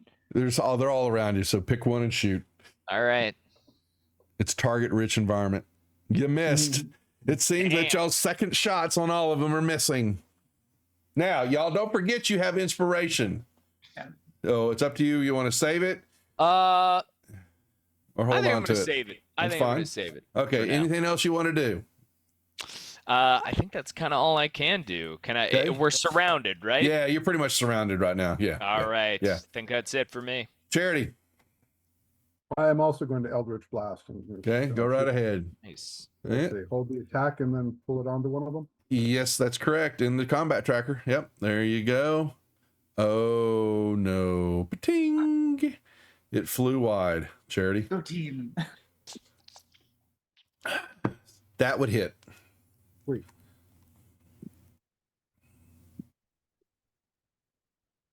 Jesus. That would it blew it apart. It became little twigs. It was already little, but now it's kindling. That's what we'll call them, kindling. Okay. Anything else, Charity, you want to do? No, I'm good. Thank you. All right, Lugren. Oh, long sword onto Twig Blight number Okay. 14.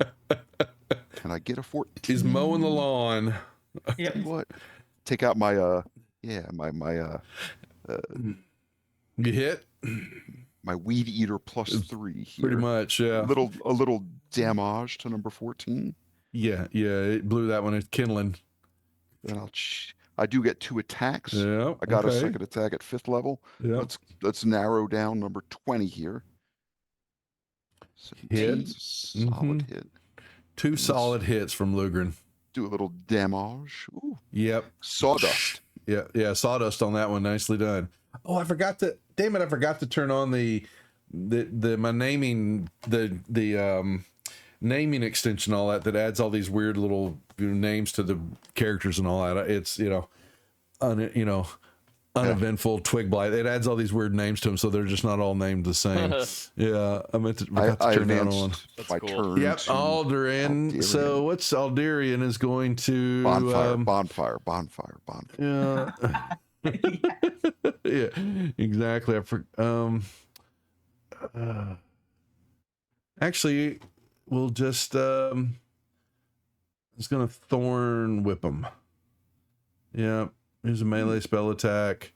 Yeah, he's not happy about it, but well, Whip it good.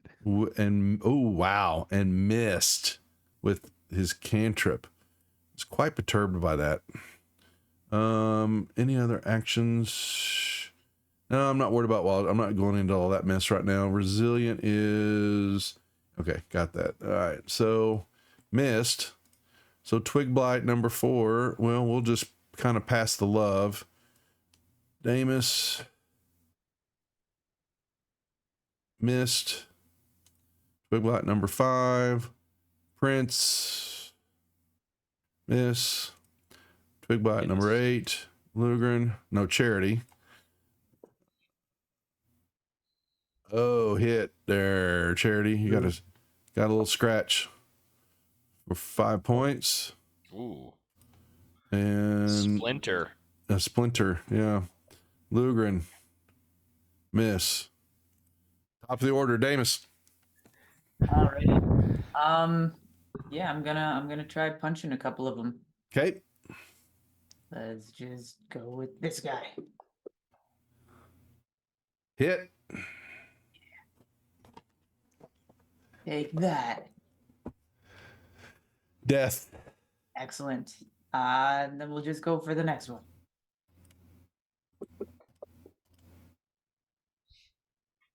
Hit. Great. All right, and we will do some stuff there. Death. And how many are left? 2. 2? Nice. Then I'm just gonna do 1 unarmed strike for my bonus action. Okay. Yep. Hit. Awesome. Sawdust. Cleaning up. Okay, that'll be me. Very nice. That's it? All right. I got this now. Go. Prince, it's up to you. All right. He's been like congratulating. Well done. Oh, good. No. Duck now. All right, and I'm gonna do. Let's get another Eldritch Blast here. See if I can redeem the last one.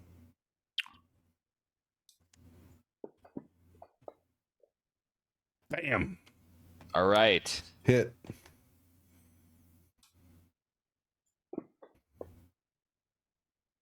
You blast through it.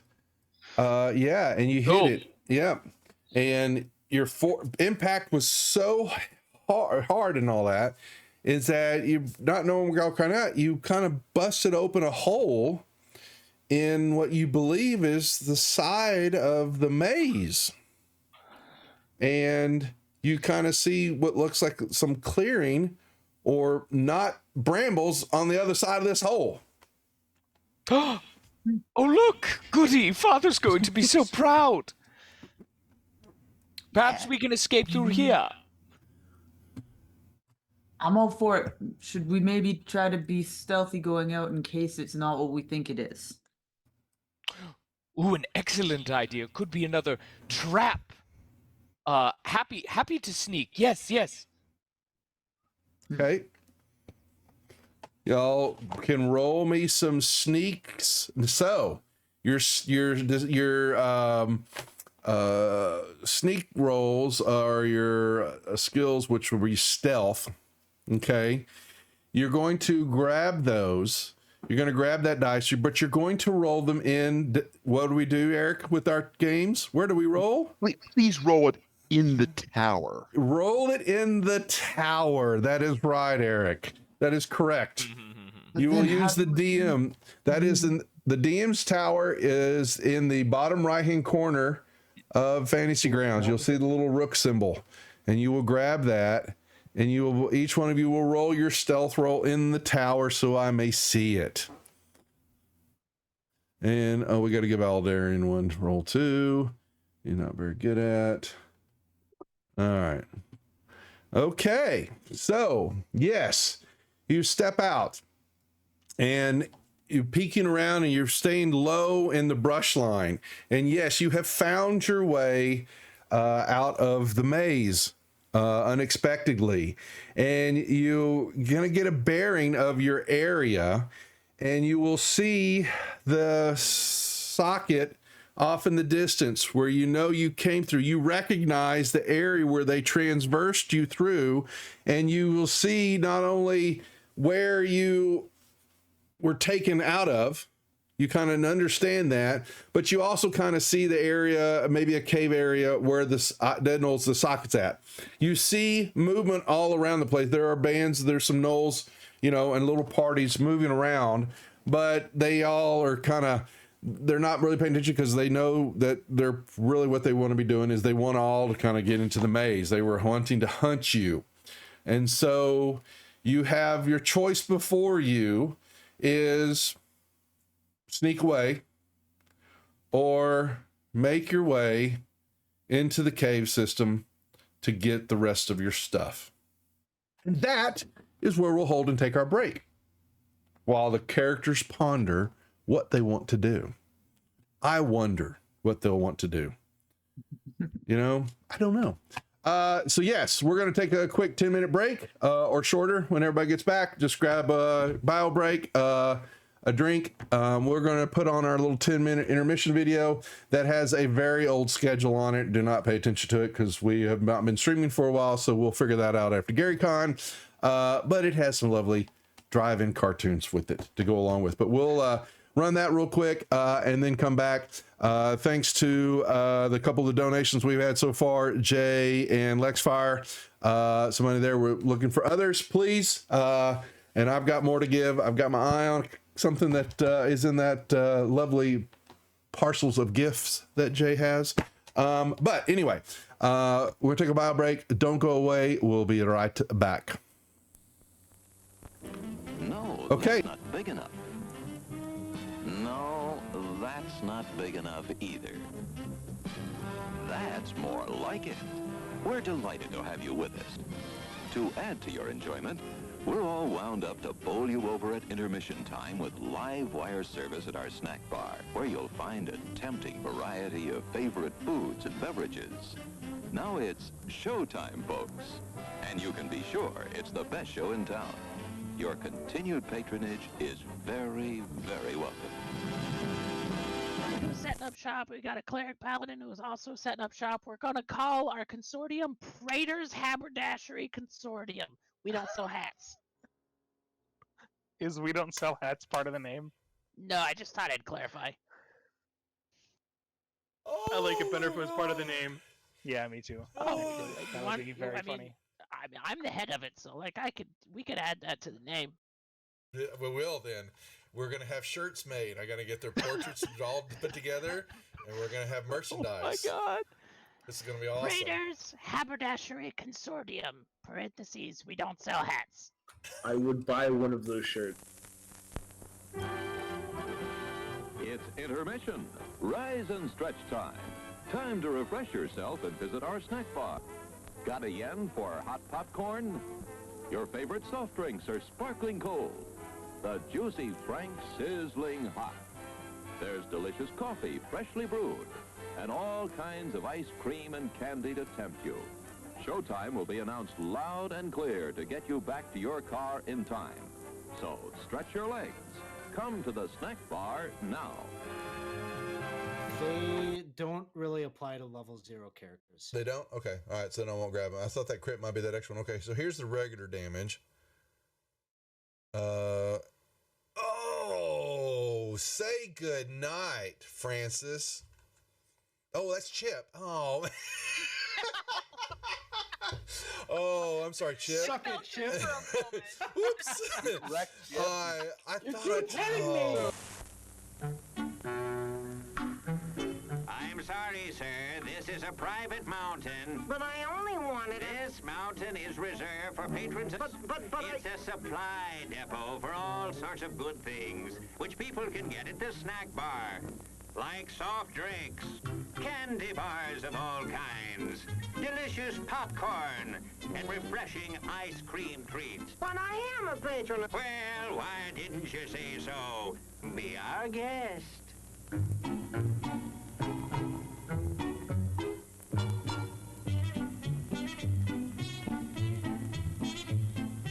Through, and you're kind of at a point where you can't really wedge your way in there anymore. You're like, Here, boy. Here, boy. Come. Here, boy. You can do it. Come on.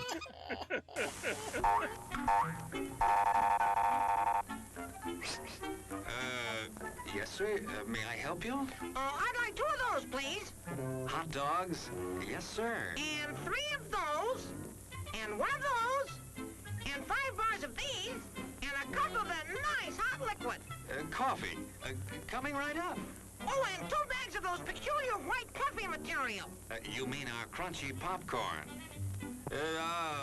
Shall I wrap that for you, sir? Oh, that's all right. My saucer's just outside. They come from miles to enjoy our intermission.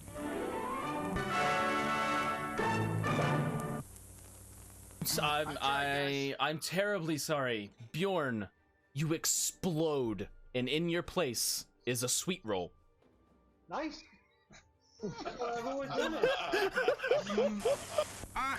Hello there. Give the demonstration of my new invention, the goodies machine. The machine turns out delicious hot doggies one after the other. And thirst-quenching sodas also. Gives popcorn of the most tasty kind, plain unbuttered. Candy too, crunchy and dandy. Steaming hot coffee and ice cream too. These goodies are at our snack bar, just waiting for you.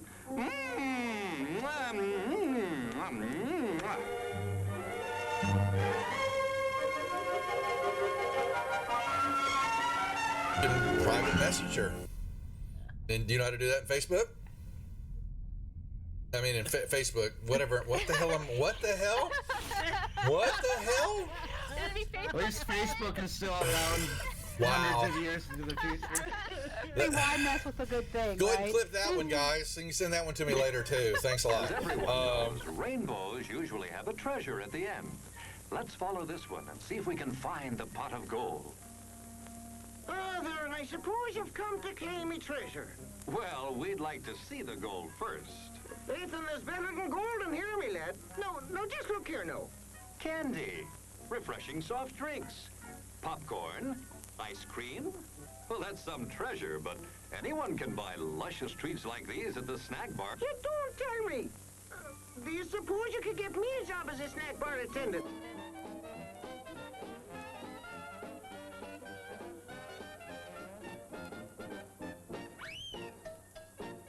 Brass knuckles he's wearing, and the creature just. How did the creature go? One more time? What? One more time? No, that was it.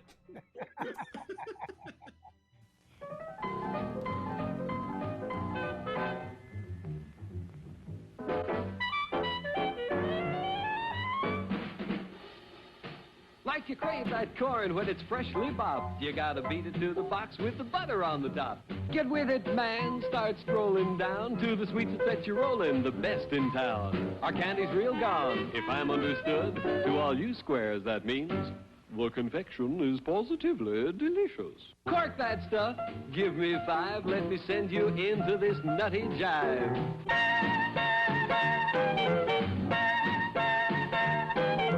Go, man, go. It ain't very far. Shake it on down to this cool snack bar. Come on, Jill. Give us a treat. A friendly pepper-upper with a tasty beat.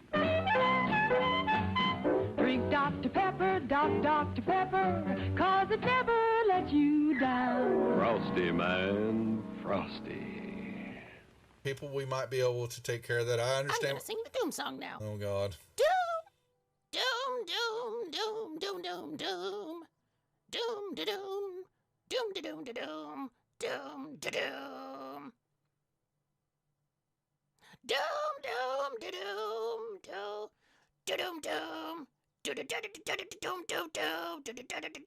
doom, da doom, doom. Doomy doomy, doom doom doom. The end. Music to the ears of the hungry. The sizzle of a mouth-watering hamburger. Fresh, lean beef, done to a golden brown, couched in a soft bun, and garnished to taste.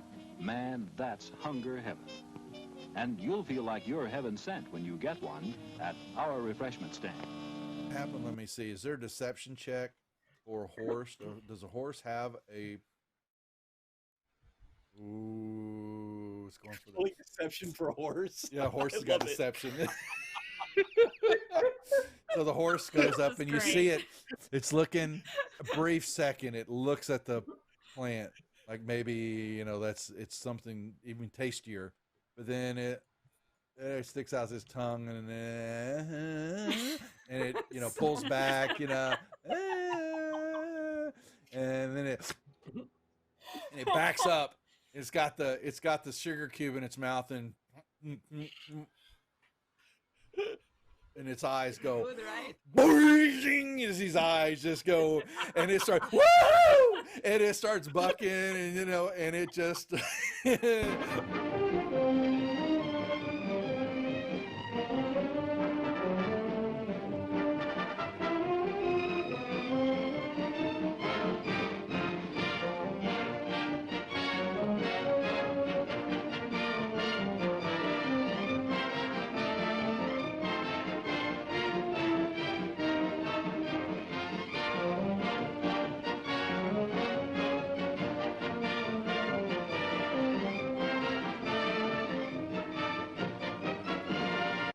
and he was looking at something in his hand, and he is standing up, and he grunts out, "Who the F are you?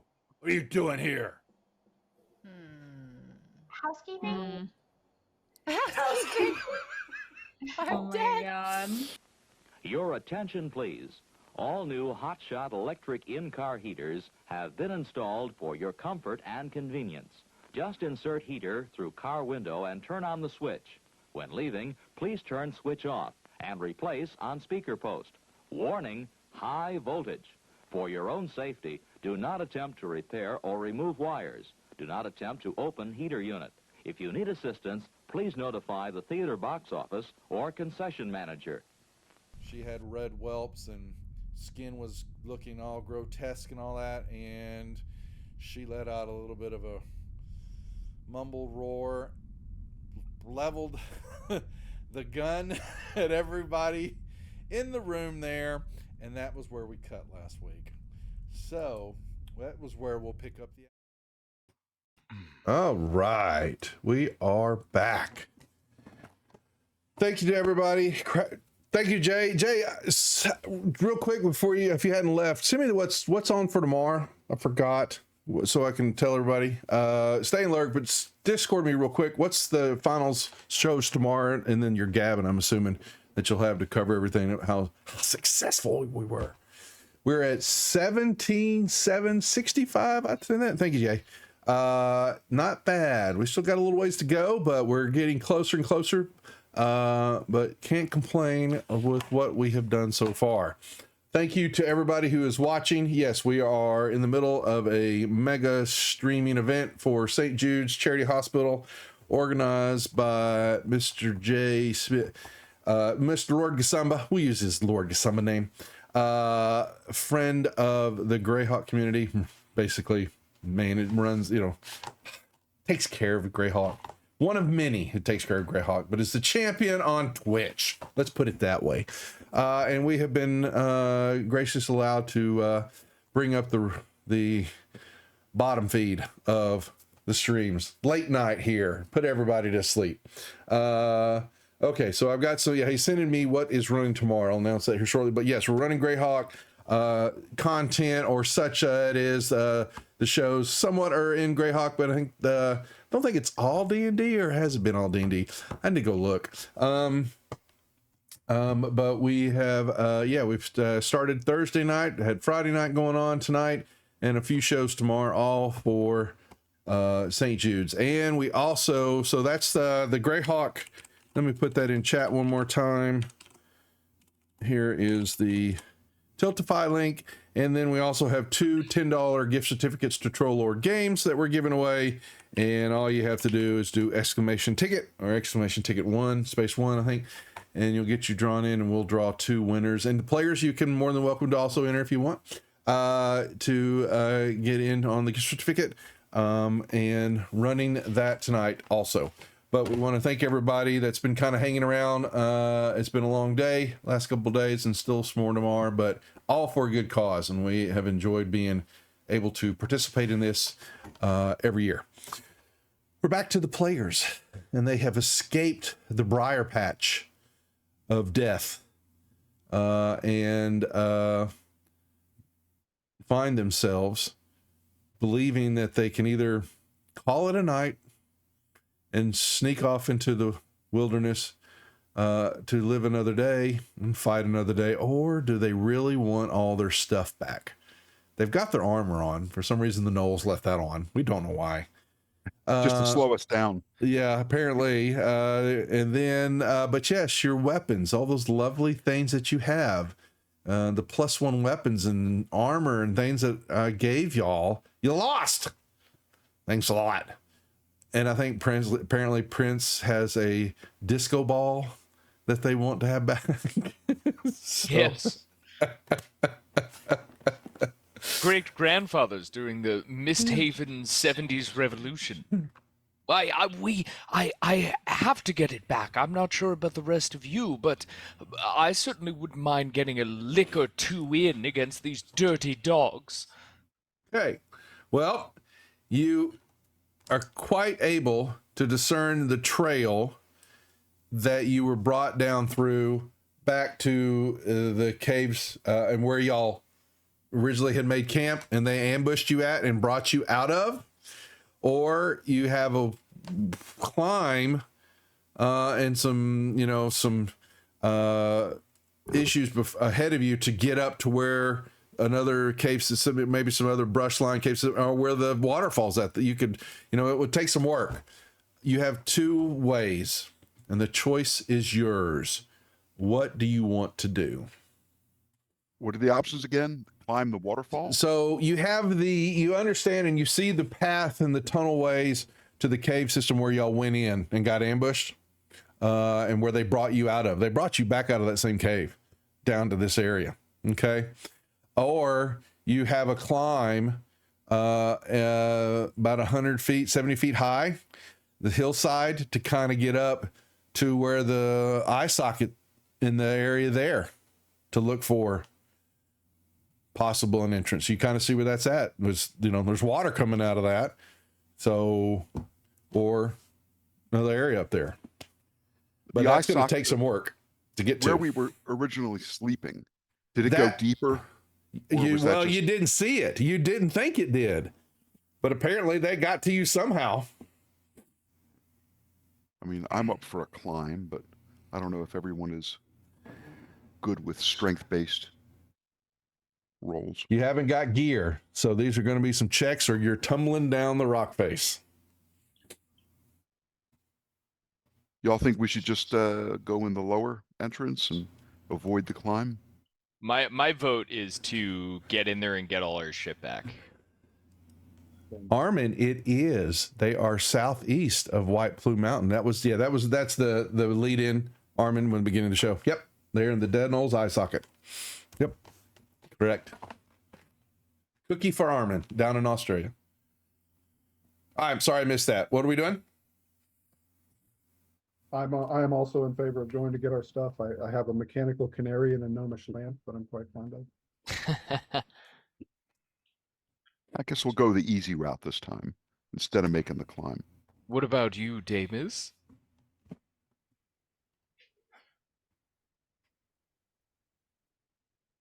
You're muted. Muted. Oh, a silent spell. Yeah. I didn't hear Damus speak. We're not Weasel. We're not hearing. Yeah. There you go. all. There you go. Yep. Yeah. No, I'm not big on climbing. I've got a bow down there that's been in the family for a while. So. Okay. All right. So what we want to do apparently is head back where you were brought down, right? And into that cave system and find what the hell, how'd they get to y'all and where to go? Okay. I'm going to need some, so you gave me some skills checks that are, I'm going to let, so where is that? Let's see, stealth. Damus and Prince, y'all's rolls were horrible. Do you want to use perception to re-roll those? Perception? To I mean, re-roll? sorry, you want to use your... I would love to. I would love to. Sorry. Listen. Here's my we'd lovely... love to. Yeah, how about your inspirations to re-roll those? Yeah, that sounds good. You're gonna... So y'all have some more. So don't forget, you have some moolah that's been given to y'all to be able to reuse and all that stuff. So if you're... So what... How do you do? Not great. That's worse than your first roll. Yeah, So- I think actually think I'm gonna save mine because I Okay. think that we eventually will get found out somehow, and I think I'm gonna need this later. Okay. I'm gonna save it. Sorry. Deal. So now that's been going on. So so you make your way, and luckily the knoll packs are down, which you can see down in the coming down from the pathway in the cave area in the entrance where the thicket is at, the twisted thickets, the maze. And you then follow that pathway and you find the tunnel that was obscured right in the entrance of the cave where y'all stayed at. It was somehow hidden from y'all, yes, magically. They're searching for it. You can see the tracks and where they dragged y'all through and all that. So all of you should have a map or what looks like a map in front of you, but just all you see is the Dead Knolls eye socket. Let me resend it again to everybody. Okay. And where you're coming in, don't forget we have, this is a little bit more of a, Jim, what's the word I'm looking for? Isometric map. It's a little bit kind of side view. And we're going to show you, you move through the area, get there. You're going to come, basically, you travel through the mountain and you find a little tunnel. Wait, let me zoom in so people can see that a little bit better. You venture,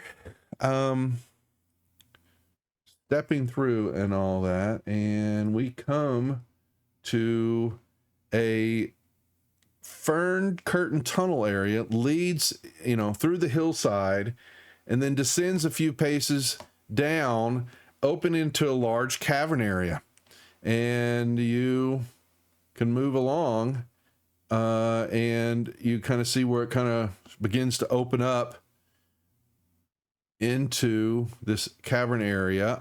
You can hear water flowing somewhere up ahead in the darkness. There's no light either. So those who don't have dark vision may be in trouble.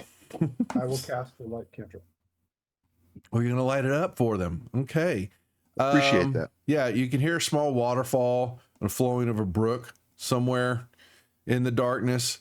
Your feet, you're luckily not having to really worry about making sound because there is moss and it's kind of wet, covers the floor. Yeah. The cave stinks as you begin to move toward that front area of rotting meat and wet dogs. What are we doing? We've got all our stuff now. Oh no. No, you gotta go find it.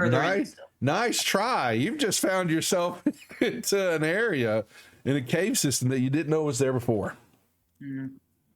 I'll say that every 5 foot square, to be a little metagamey, that I enter, I pick up one of my feet and look at it and make sure I'm not being eaten alive by green slime. No, it's just wet moss, kind of padding. You see it broken up in certain spots. And then, the light cantrip, you kind of cut the tunnel, but then there is some type of little light that is a good 30, 40 yards in, kind of looks maybe like some type of little crude brazier is lit. And let's see, those perception checks that y'all had, let me do this.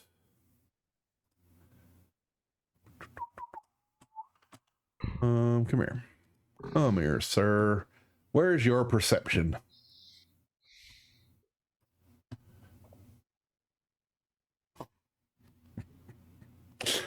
Alrighty. So, all right, we're going to open this area up for you to y'all kind of come to the entrance and are looking around, and you're going to see this. So, you see what looks to be to the north, a kind of a crude stairwell that rises up, but there is a trickle of water, kind of a stream coming down the middle of it that flows into a little pool area there in front of you, and then kind of goes off to the east. And it's more of a cave area, and you kind of see rudely off in the distance what looks to be a waterfall coming out of the ceiling area and then running down into another kind of a layer area, little of a pool stream kind of going off out, into the wall.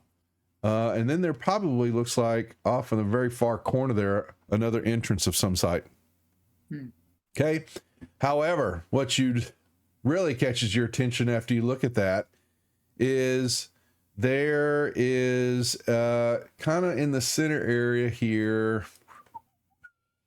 I'm going to put him right here in the back corner there, kind of watching more of where the water flows into kind of comes down and flows. He's looking toward the southeastern area, kind of watching that. An older gnoll sitting there, matted fur, fairly big for a gnoll, kind of chomping on a bone. Seated next to him are 3 hyenas.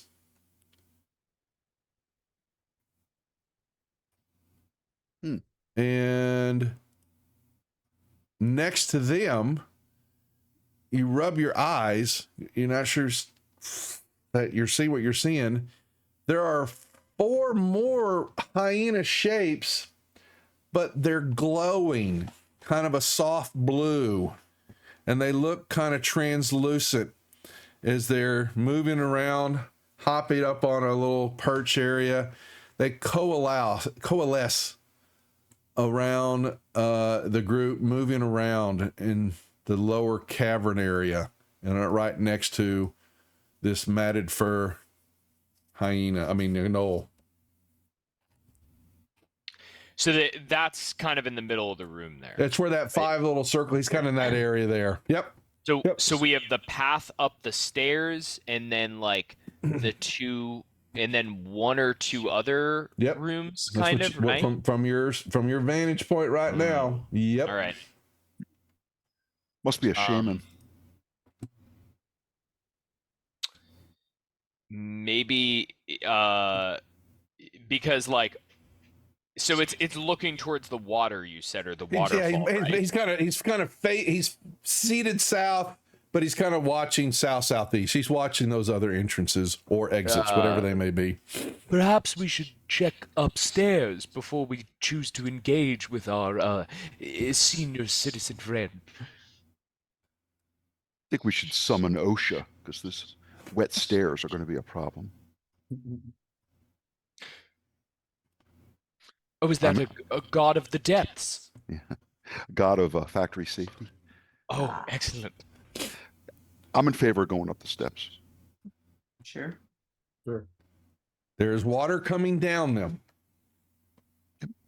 Down the middle, it looks down the middle, and they're 3 or 4 or 5 floors. The first few steps kind of covered with the moss or bluish covering, you know, that kind of form, and then make that pool. Yeah. Can we get to the steps? You can, well, you can make your way to them, but yeah, you just, you know, are you just going to walk right to them out of the entrance of the cave? I'm not proud. I'll go on all fours to go up wet steps. Yeah, we want to carefully go up the steps. Maybe you got to dim make the your light. way. Yeah, so that's going to be some Upstairs. more. Those are going to be some more stealth checks in the tower. Okay. Yeah. We have to try. Yep. Yeah, No. we gotta do something. You're going to make your way along the edge line, I'm assuming. There it is. Okay. Yep.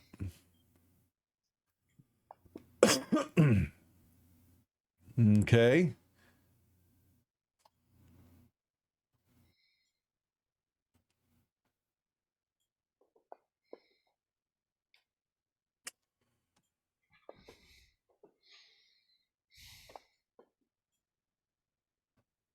Lugren? Sorry. You didn't. Sorry, your just roll is horrible. Disadvantage because of the armor, you know. Yep. Are you wanting to use inspiration to reroll that? Sure. I'll click off the inspiration. Yep. I got rid of the check mark. Reroll it in the tower. Was that, you know that. Did that automatically re-roll for me, or was No, that... you have to re-roll it. You check off the inspiration and then Yeah. I saw another die go by. That was me. That was me rolling for Aldarian. Go ahead, tell me. That was even worse. No, it wasn't. No, it wasn't worse. But you lost. Yeah, you sure wish you had that. Not that disadvantage. That was a 20 on the other roll. But it wasn't that bad. No.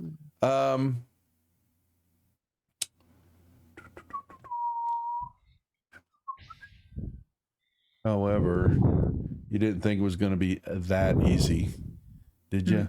Well, the water is making some burbling sounds, so. Yeah, it's not really him that I'm worried about. It's the hyenas. Scent. Yeah. Who's leading the way? Who went first? I did. All right. Perception check, please. Hey, Alvon. Thank you for rating. Good to see you, sir. Hope you are doing well. We need to chat about our Steelers. Perception open or in the tower? Make it in the open. I want you to know if you failed. So, okay. Good to see you, sir. Hope things are well. Hope you all had a good show.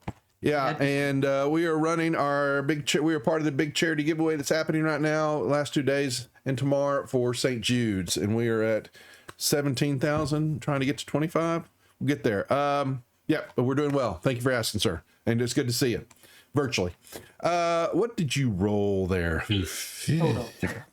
Yeah, I rolled a 2. Yeah, you did. That's not good. But you make your way up along you cross over the water, you're getting toward the stairs. Who's behind him? Who's next? I think I might be. Perception. In the open, sir. Oh, not the tower? No, I want you to see if you fail. I want you to perceive it. I may have seen it.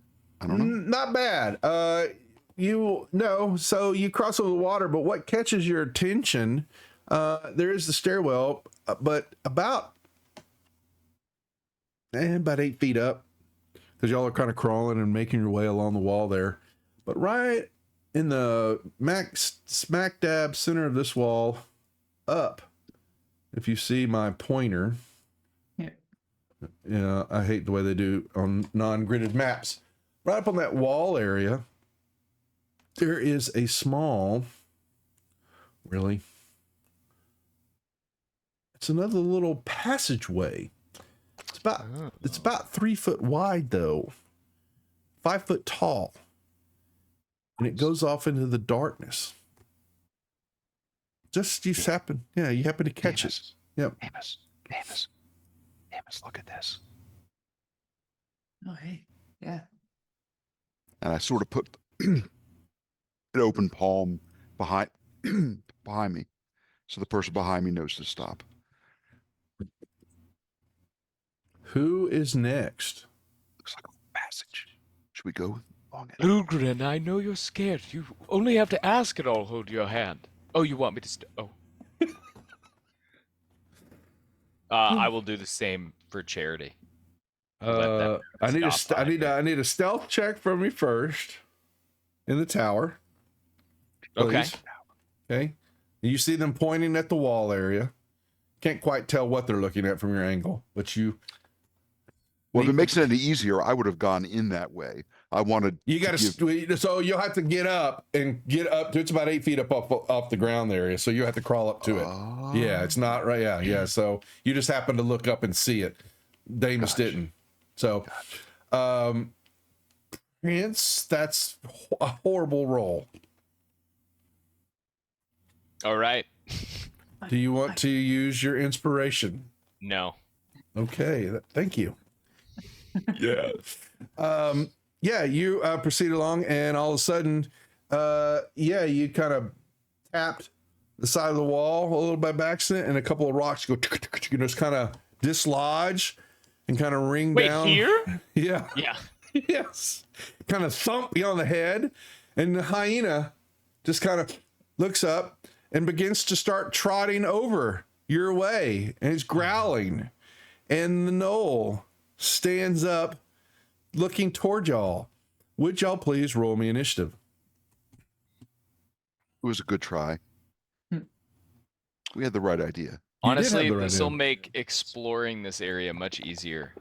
You'd said that we weren't worried about material components, right? No, you're not. You're fine with that. No, I'm not being that much of a hard ass. You're fine. No. This is the one shot. No. Want to rationalize it. We're not that much of a hard ass. But maybe. Okay, what do we got here?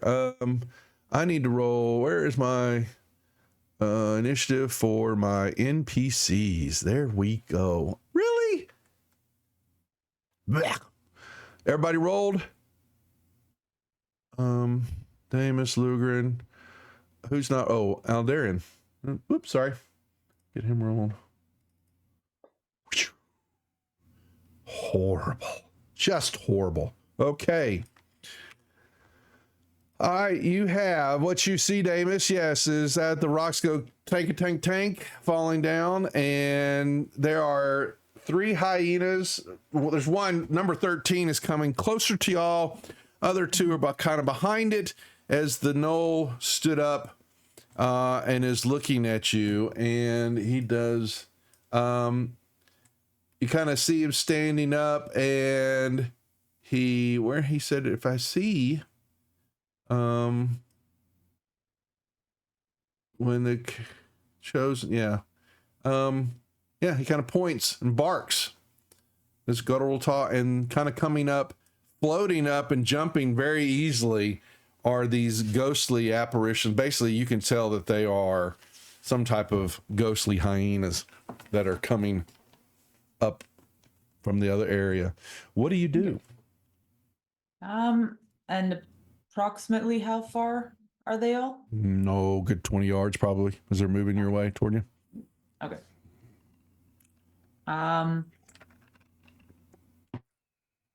With my monk distance of movement, can I make it to one of them to attack? Yeah, sure. Yeah, we're not getting to. That'd be 13. Yeah. We'll just try to punch one. That would be a hit. Awesome.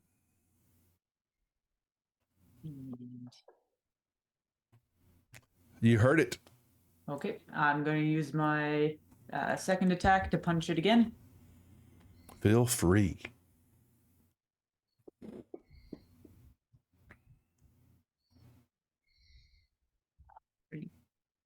That's another hit. Yeah, that's Yeah, it's got it. Yep, it shows you in the chat if you hit.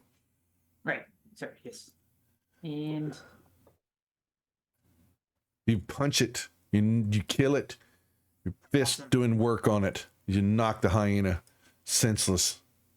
Okay. Is there anyone else within range? Not yet. Or like that I could get to Well, your movement would have gotten to the first one. Okay, cool. Then I will use a key point to do patient defense and take the dodge.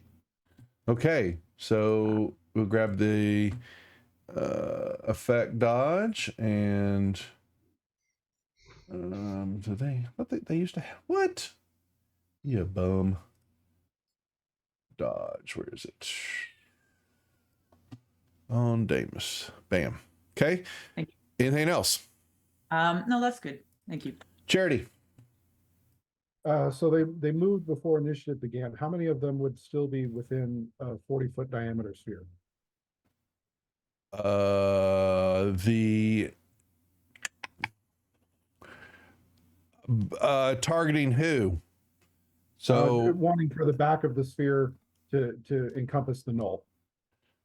What's the range on that? I forgot. 150 feet. Oh, you're good. You can get we'll say you got them and a couple of the hyena spirits. Okay, sounds good. I'm So gonna fireball them? Yeah. Burned fur. He's clearly a conjurer. This needs to be a mage duel. Oh boy. Okay. Nothing like it going off in a K system. Kaboom! Just wondering. Well, there you go. So much for silence. You're gonna tell them everything you're here. Okay. Yeah, that'd be you get the shaman in 16 and 18 then, if you're gonna target them all. Those enough. So much for them.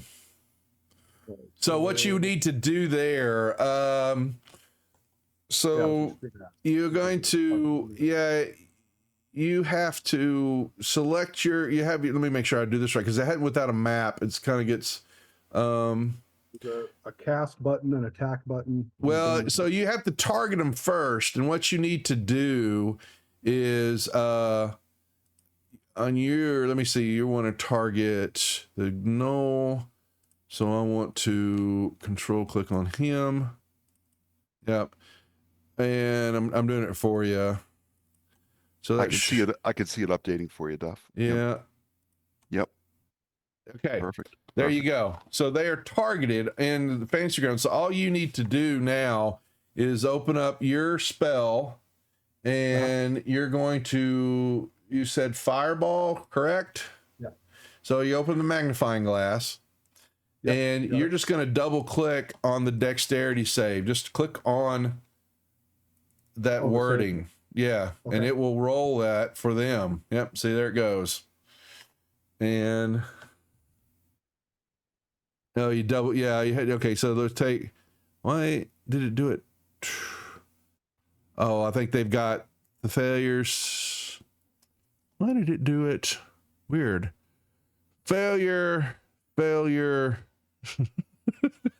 Looks like the shaman, looks like they all got, trying to figure out why it gave them 2 rolls though. That last one, success. Yeah, it's still, Okay, good. Okay, so you then give him that. Now click the damage. Yeah. Bingo. That's what I was looking for. Shaman's hurting, and the hyena spirit, both of them went kablooey. Oh no, knocked the Shaman out too. I thought he was. I think it applied damage twice. It did. That was 2 fireballs worth of dice that I saw. That's Are you why. sure about double click? Maybe it's supposed to be single. It may be a single click because they usually is. Yeah, I may have told you that wrong. But I'm taking the second one. It's just taking this shot. I'm not worried about it. Blowed him up. Bloated him up. Because this is for charity. This is for the children. Yep. Okay. But in that blowing that up, yes, you have now, the explosion echoes through the system. There was nothing subtle about what you just did. And according to the spell, it's a low roar. But yeah, I would assume the low roar would echo. Yeah. You wanted it to be. Okay. Anything else that you want to do there, Charity? No, I'm good. Alrighty. Lugren? So we've contacted OSHA. Now we're going to have to contact the SPCA for cruelty to animals. Yeah. Because I'm going to start swinging at I'll move into a position where I'm close to 2 of them. You got a hyena 16's can be up on you if you move and toward it. Yeah, you're good. I'll control click on that hyena. You did good. Yep. I'll take a swang. Thank you. Hit. Do a little damage. Mm-hmm. Heard it. Go to swing again. Second attack is a. Ooh. It's a critical hit, sir. We need some sound effects. Yeah, I don't have it all encoded. You know me. Let's see actually stop paying for Sirenscape for a while. 2d8. Yeah, the 2d8 roll. Sweet. Bam. You cut it in half. I'm happy to pass my turn to Hyena 16 or Hyena 5. No, Hyena 5 now is going to make it. Let's see. Charity, you cast from the cave, the entranceway. There's the 2 of y'all there. So let's see. We'll roll a D6 here. Even, it's going to attack Damus. Odd, it'll attack Lugren. All right, Lug. You're going to get a bite from Hyena 5. He missed. Prince. Okay. I am going to. I had another plan, but y'all are cleaning up so well, and I'm so slow. So I'm gonna continue up the stairs, just to be out of reach and get to a good sniping position. And I'm just gonna Eldritch Blast these hyenas from a good vantage point atop the stairs. So you move to the stairs. Let's see. Yeah, I'll just continue up the stairs that we Perception check. Oh, okay. Okay. Did the spirits remain after the shaman died? Yes. Oh, that's a good question. Let me check. You are about to step onto the first step, but your perception, your spidey senses went off, and you begin to see that though the water's there and the blue kind of effervescent, this kind of the moss, and that's just what's kind of covering the steps though, but that ain't moss that's covering the stairs there. There's something there. Oh no. Something on these steps is oozing. In that case, I will move away. I'll pick up my dainty curled elven boot and will not go up the stairs, and we'll just move away from the hyena pit area, and we'll just blast them. Yep, you could step back. That whole area down on those first 3 to 4 steps is covered with some other substance that's just kind of blending in with the. You see, it's an ooze of some sort. Very good. Okay. Have any of these hyenas, have any of the hyenas been hit? The ones that have been are dead. Okay, great. All right, so I will go for. I'm actually going to go for the hyena spirits because I think this Eldritch Blast will affect. Yeah, the hyena 5's about halfway in the room there toward y'all. There's 2 other spirits are right at the edge line coming toward y'all. Now, the question was, in our storyline, do those hyena spirits disappear? Yeah, when the shaman was taken out. Yeah, I'm trying to see.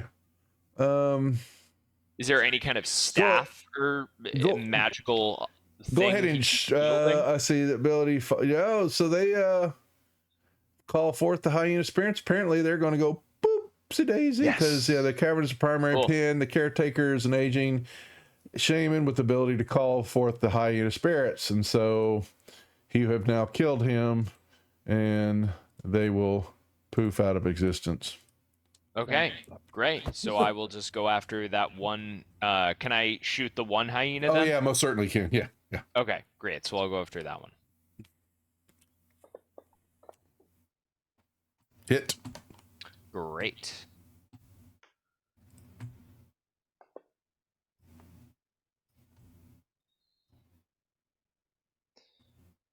Okay. Is it still No, it laughing? shows you right there. You killed it. Oh, dead. Okay, great. Yep. I'm gonna use. I have another blast. Are we staying in this initiative order for dealing with the ooze? Yes. Okay, I'm just gonna use my second blast on the ooze now. He's right there in the combat tracker. Great.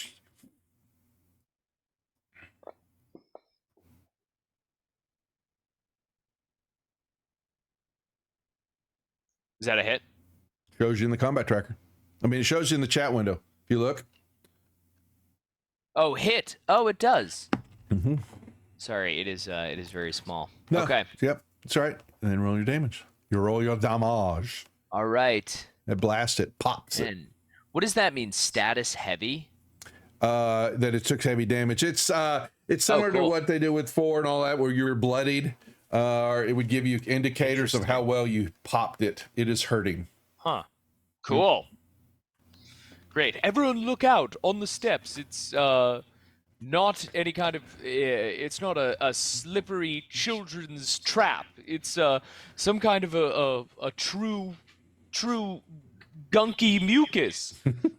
Some runoff slime from these dog jowls. Anything else, Prince, you want to do, or is that enough? No, that's it. Aldarian will well, what is Aldarian going to do with the ooze? The ooze. Nobody's hurt except Charity. Oh, you got a couple wounds here. You're okay right now. You're fine. Just hell, we'll just thorn whip it. I'm keeping it simple for the letting y'all do the killing. It hits. Well, way to go, Aldarian, with the whip. And pulls it down kind of off the stairs a little. Doesn't throw it, grab. Can it grab it? Yeah, it does, doesn't it? Yeah, it pulls it kind of, pulls kind of somehow, some way with the ooze, kind of pulls it away off the steps some, so there's kind of a way to go up if needed. Ooze is kind of moves toward y'all, but y'all are kind of out of its reach. Damus, do you want to go punch it?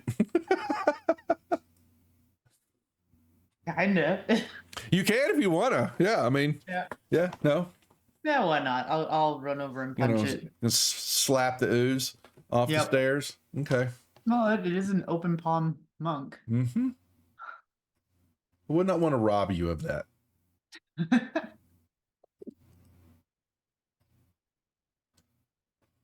Okay. You got a hit. I spank it. You did. Didn't.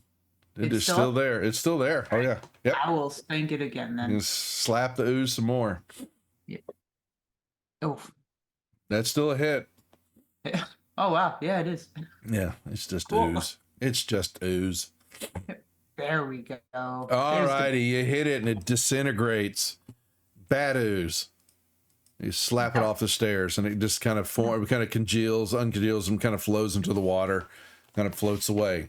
So I'm gonna go over to Prince and just wipe my hands off. you Oh, excellent. It was a bit too white. Yes, yes. I need more of this. I'm a rugged, dirty, adventuring boy look. Excellent. my Thank you, Lord. Davis. Yes. You have a cave about 8 feet up in a crawl space area, or you can go up the stairs. You begin to hear yipping, barking noises from the booming. They're alerted. They're coming from up the stairways. If anybody looks like they're going to climb up to the little hidden crawl space, I'm prepared to give them a. I guess you all can make your way up advantage. there. You know, you can pull yourself up there. It was just you to get to. You were going to have to stand up. Okay. Yeah. I'll probably, if there's a whole bunch of yipping coming from up the stairs, I'm more interested in the cave. There The he little is. nook. But Y'all can.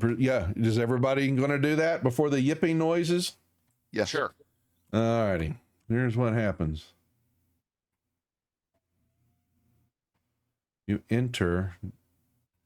Don't worry about the 7. That's just my indicator. Yeah, you have a little crawl space that you begin to, all 5 of you, make your way into.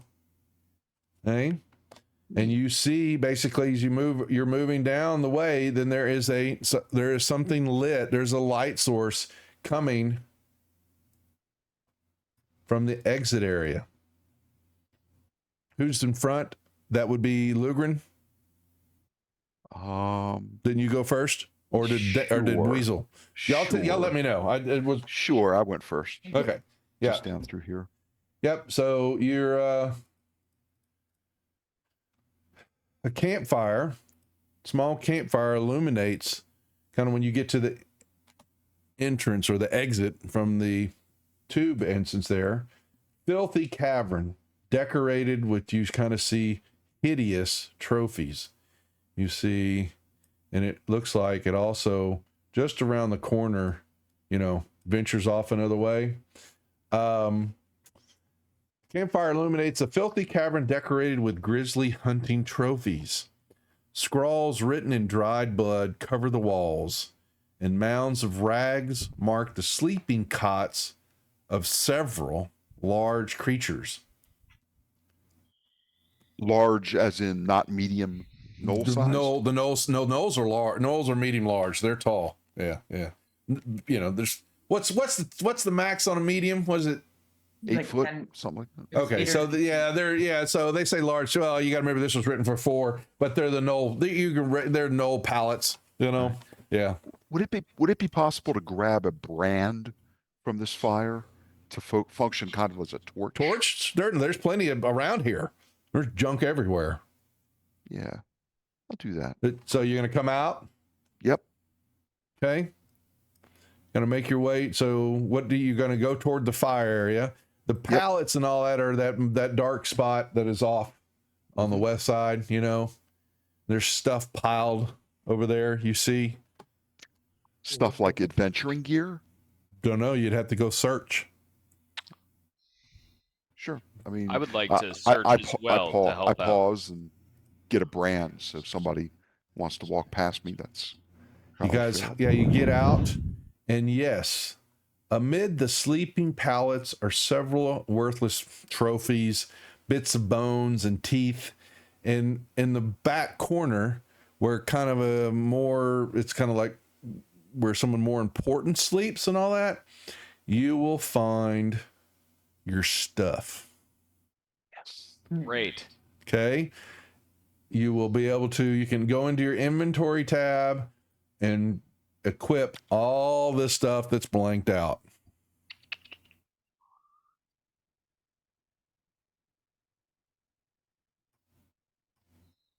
Does that make sense? Yes, sir. Just change that little symbol for all your weapons to the equipped. And now they'll show up on your combat page of your actions tab. Now, when you go to combat, they're all there. You'll also find an iron key to something, and a bloodstained bag with coins, a statuette of a human skeleton, little reddish brown. Looks like it's covered. It's something made out of probably ivory or something like that, but it's been covered. It's like been painted with dried blood. It's worth something if you get the blood off of it. I'm not worried about this. But you found some coins, a bunch of gold pieces, and some what they call platinum pieces. I think it's fair that we grab stuff, but we don't count the coins. You're not worried about it. Yeah, we're not worried about it. But you did found some other stuff. But you should have all your weapons now. Yay. And you hear yipping coming from in the north. I'll move over into a defensive stance, trying to be the sort of the front line. Not coming towards you, but in the other room area. So not this door. Yeah, it's not coming towards you. So you look and you can see, let's go ahead and do that. As y'all are standing there, you will see kind of a passageway, and then it goes off into another bigger room. And you see shadows and moving stuff in through there. Yes. Now that we have all of our things back, I propose we prepare to make a few trophies of our own. I hate to say it, but I agree with you. Okay. I'm okay with that. Yeah. I think we're going to have to fight our way out, but that's okay. Possibly. Okay, so we're going to move to see what what hold is held for you in the northern chamber area. I mean, it could be younglings or something like that. You know better. Yeah. It could be non-combatants. You're going New to. pets. Gotcha. Yep. All right, let's show this. All righty.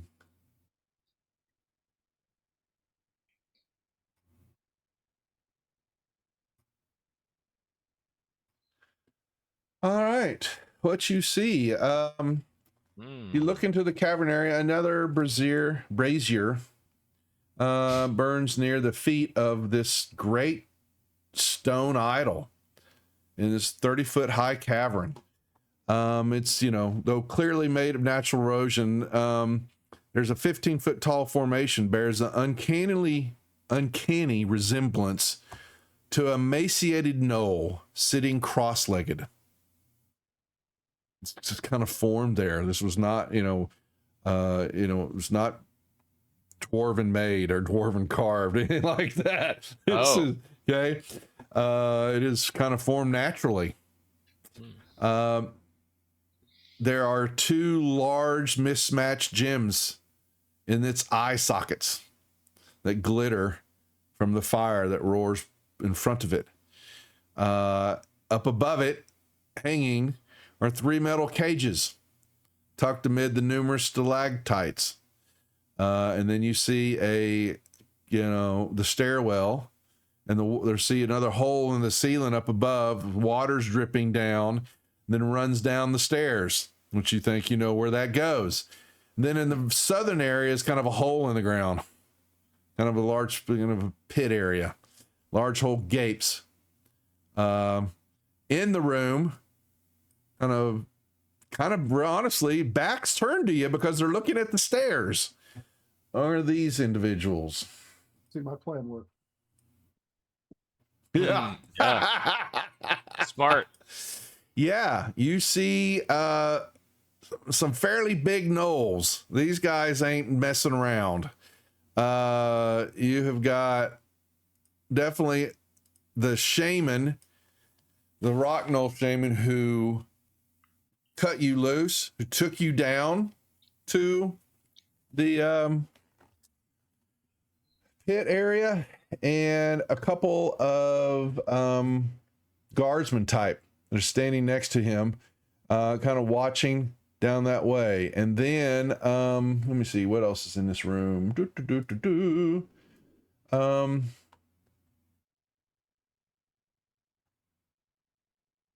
What else is here with him? And what you kind of see, but okay, yeah. So they're looking at the stairwell, dancing around the statue in the pit. I don't know if you're kind of shocked at what you're seeing. They look like this.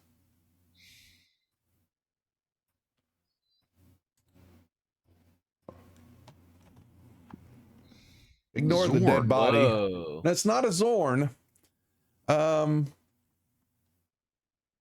It's got little short arms. It is a medium-sized creature.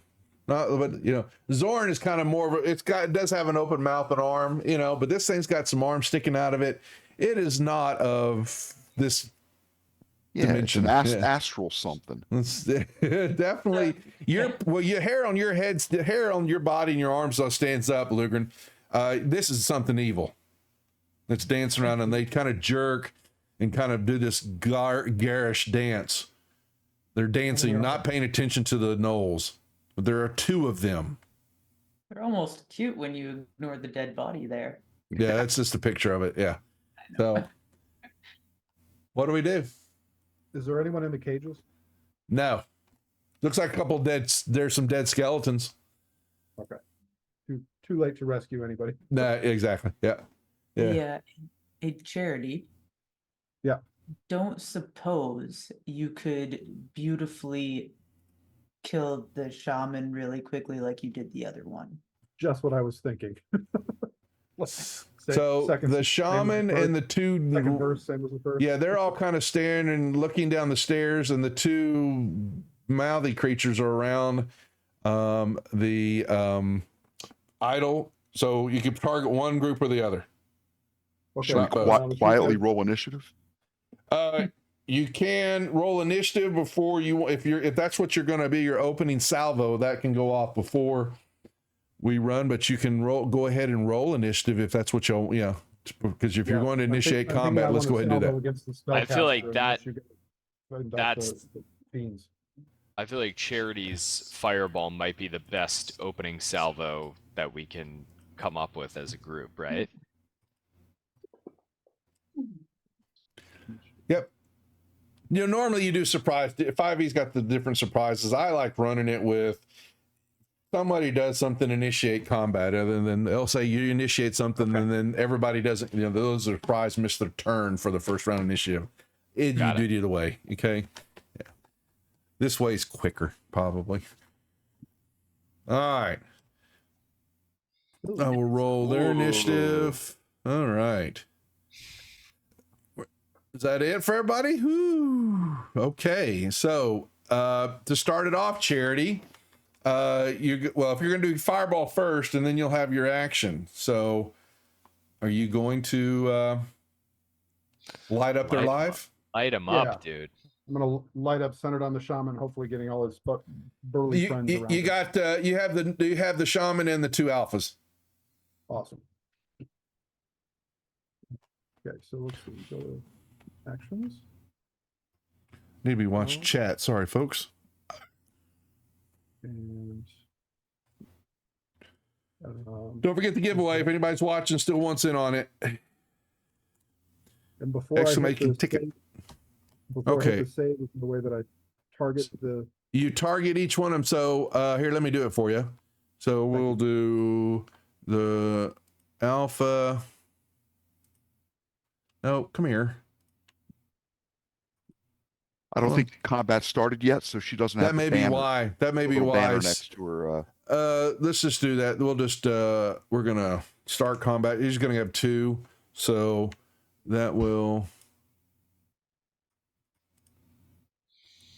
one. That did it. Yep. Two, and the shaman.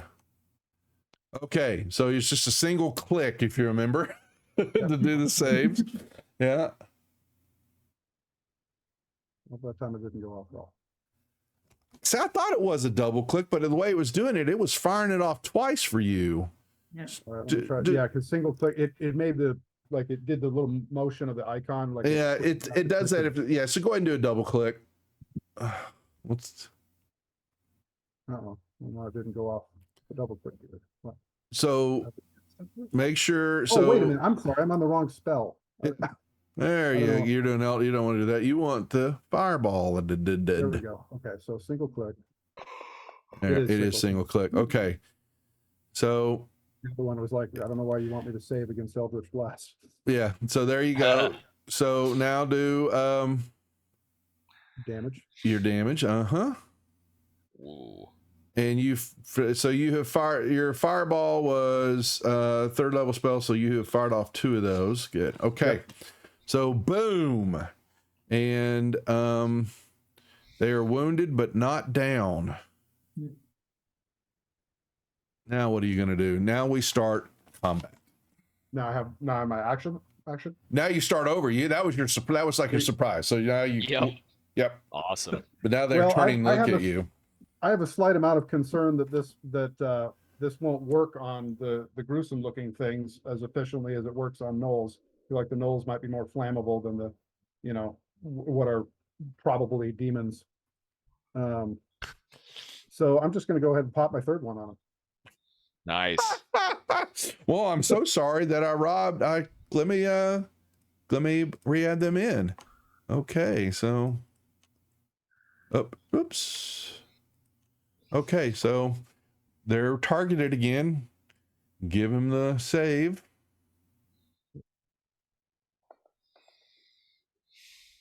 That looks like some failures. Yep. Okay, give him the damage. Oh, I see some 6s. Excellent. They took some damage, but they are still standing. Well, good. Now they're just irritated them. Yeah, now they're just got steam rising off all 3 of them. Okay. Hot dogs. Oh, really? Dad joke. Oh boy. Someone get him for that. Get him for that, please. Okay. So y'all are all kind of standing in the hallway, in the looking into that area right now. So are you going to move, or do you want to? I'm gonna stay where I'm at. I'm fine with letting them come to me. Okay. Okay. But I'm gonna bonus action. Go ahead. Who do I want to give it to? Let's start with the prince. I think Charity likes you. I will give you bardic inspiration. Let me a second. Let me pull that from our bardic inspiration. That's a D6 roll. Yep. On Saves, who? ability, On check, or attacks. who was it for? The prince. Prince. Isn't that nice? Thank you, Charity. Things certainly are heating up with you around.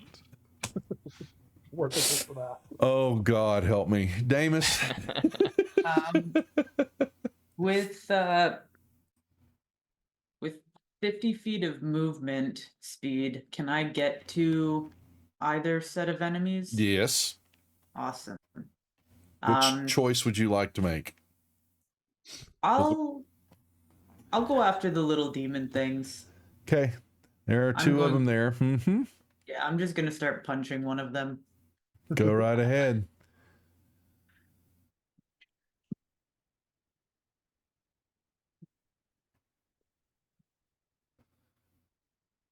Hit. Right. And okay, I'm gonna punch it again. Mm-hmm. Oh, hey, perfect. Damn. Oh, come on. If I could roll higher than a 2 on my damage die, that'd be great. I will use a key point for a flurry of blows. Okay. Hit the same one. Oh, try to hit the same one. And last hit. There we go. I will. There's damage. And then that damage went on the wrong thing. I was just a touch too high. I don't know if we can fix that. You gave 10. See, 10 points to the rock. Null number 4s. Instead of them all. Yeah, And you were trying to stack 15, so 10 to him. Okay, done. And then can I get a strength saving throw? I'm gonna try to shove him back 15 feet with that last hit. It's a DC 14. I don't know. No, I get it. So you were saying a strength saving throw for me, right? Yeah. For Ma 15? He failed. All right, so he just pushed back a little. That's not that it does anything really. It just pushes it back a little. Push him back. That's fine. Nope, pushes him back. Not a problem. Anything else? That'll be my turn. Thank you. Okay, Alpha. So, well, Charity, you gave them heat, and so they are going to. They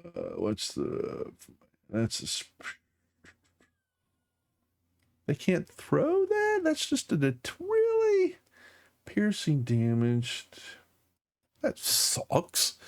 So they will charge the group. The two alphas will move toward the cavern area. They've got good speed, just like Damus does, actually, or faster.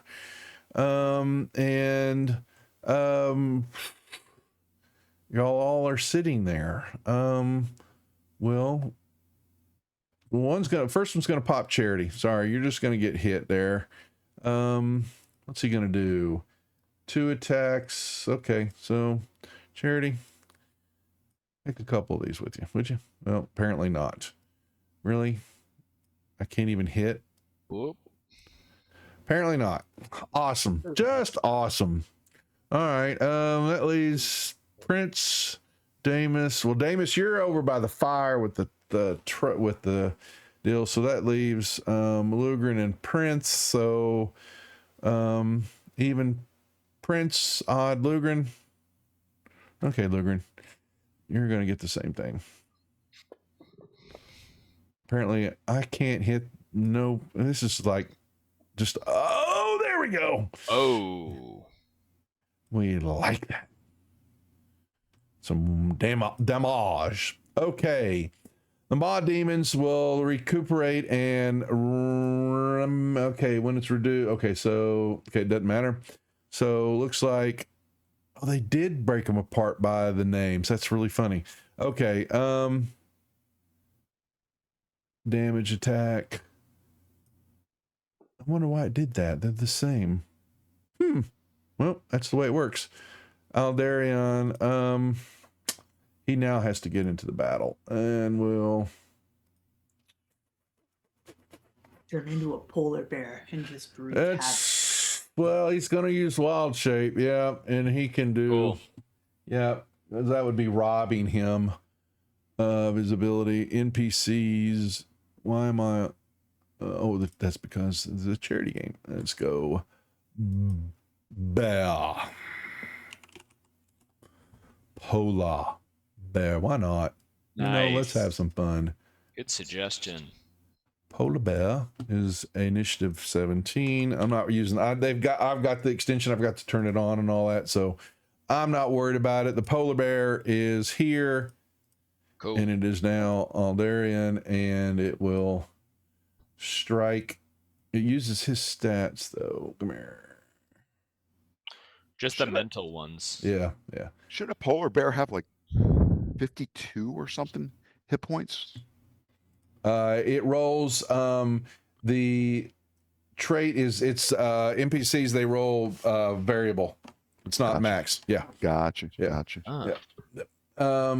But we're going to attack, multi-attack the we'll do 4. It gets 2 attacks. One with the bite.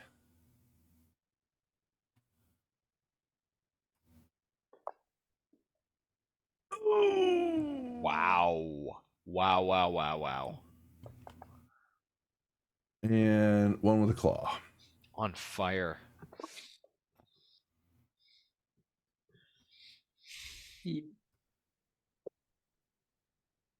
Oh my god. I can roll when I try to hit. No. Rolling rocks. This is insane. Not fair. Not fair at all. Fair Okay. at all. Not when I'm rolling like that. All right, the other attacks on Damus is the other Maw. And misses. Yeah, that goes for sure. Prince. The druid barely hit. Yep. Wow. Wow. Okay. Yeah, you don't mess with a polar bear. So the enemies that are still around, I would like to. Can I get kind of all of them within a cone? You can get the two rock, right in front of you, the rock knolls. The rest of them, you've got Damus engaged around the statue with the Maws, and they're all, yeah. So he's pushed some away. So you've got really just the rock knolls in front of you. Okay. Oh wait. Radius. Hold on one second. Just looking at that.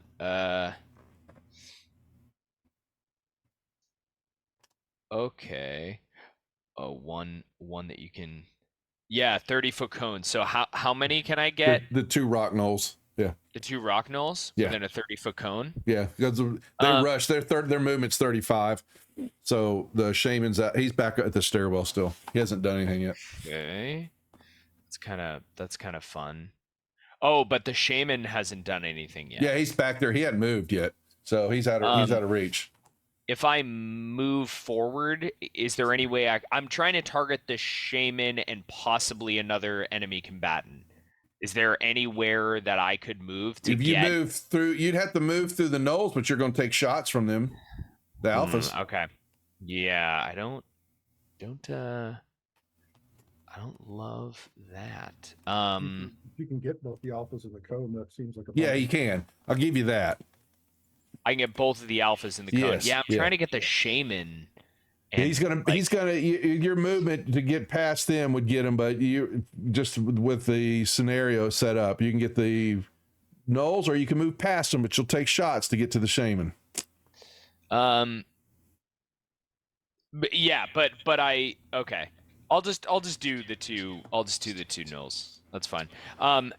They both need to make. They both need to make Constitution saving throws. All right, so you're targeting both of them. Let me show you. Let me get them targeted for you. Yep. And both are targeted. So you're going to. Which spell are you casting again? I'm actually. It's not a spell. I'm going to use my Disco Ball of Brightness here. He's got. Oh my God! Where is that damn thing? The gem. Gem of Brightness. He is okay. So he brings on the disco ball. The Bee Gees start playing. Yes. Okay. And you say, I have to make con saving throws. Is that right now? Brilliant. Yes, sir. Constitution saving throws for both of them. Okay. Well, any of the enemies that I want within a 30-foot cone. Oh, okay. I'm reading the second one. Okay. 30 command word expends 5 charges and call the gem to flare, blinding light in a 30-foot cone. Each creature must make a saving throw as if stuck by the second command word. Okay, so DC 15. Yep. All right, here we go. I will make those for you. And con saving throw. Oops. I'll just take both of them. They both fail. Okay, they were both blind for a minute. Okay. I will put the effect on them. They are both blinded by the light. Perfect. Okay. Done. That's my Done. action. I can't really do anything else. Cool. Yeah, I'm just gonna move away from the enemies if I can. Okay. Yep.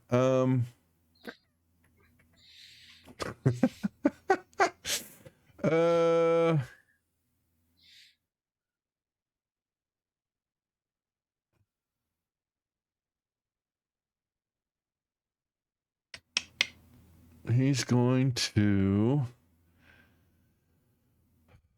What's he want to do? Wait. Each creature in a 15. That would take them all out.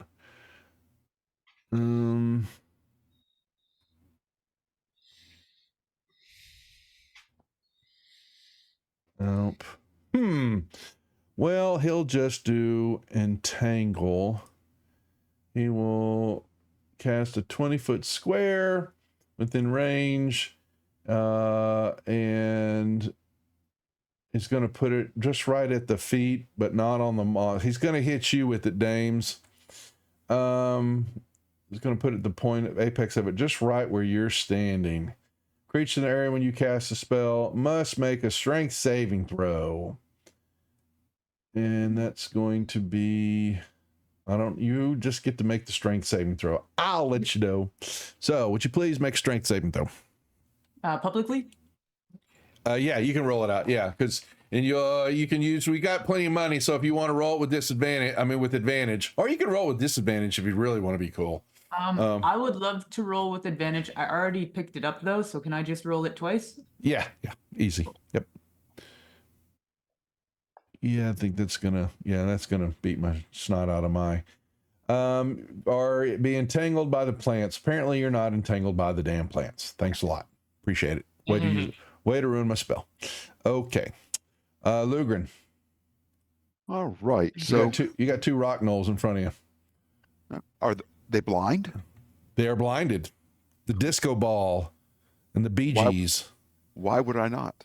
I don't know. Let's see. I'll control click. I'll just number 13. You got him. Fine. Do a little blinded means advantage to the attack too. It will already do it because they're blinded. Okay, good. Fantasy Grounds will run it. Yeah. Cool. Yeah. Yep. There you go. Hit. A dirty 20. Yep. Oh. You got some hit. Second attack. Why do I see shocking grasp? Clarity's clicking on stuff over there. My bad. I was trying to open it to look at it. I'm like, what?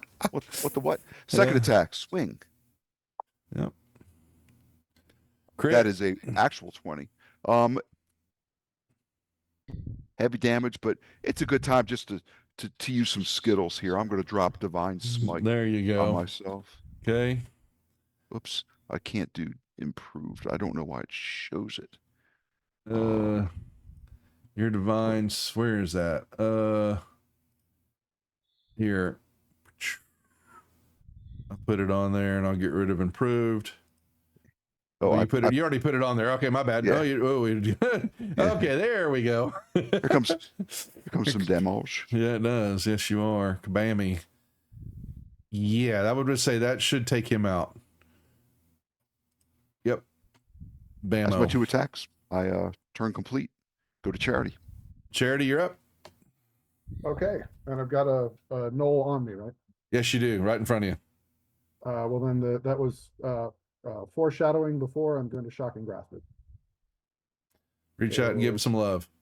And this is where I drag it onto it, right? So it's a save. Yeah, you can just give it the save first, right? Or is it attack roll? It's an attack roll. Okay, yeah, he's targeted still. No, you're targeting. Hold on, you're targeting the shaman ones. You're doing the.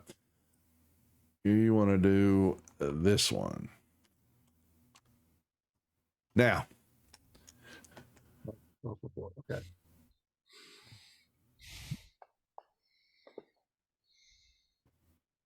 That would be a hit. It only rolled 1 8-sided die. It should have rolled 2. Why, let's take a look. Shocking grasp. Because it needs to be updated. So roll the damage one more time. Yeah, it just need to be coded. I missed it. Okay. So should be at 2d8, right? Yeah. Let's fix that. 9 points total, and it can't take any reactions, so I will get the hell away from it now. Okay. Done. And bonus action, I will give this time our noble monk.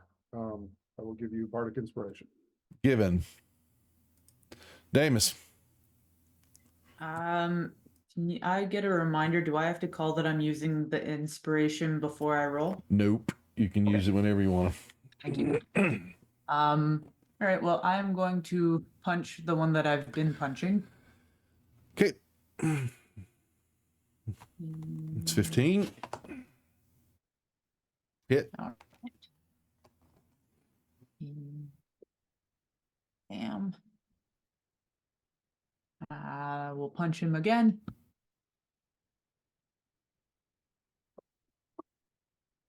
Ooh. Just die already. That did it. Okay. Then I will use Flurry of Blows to punch the other one a couple times. Okay.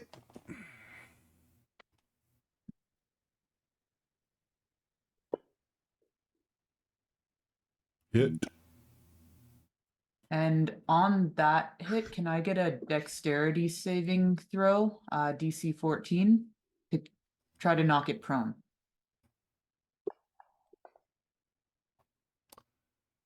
Bam.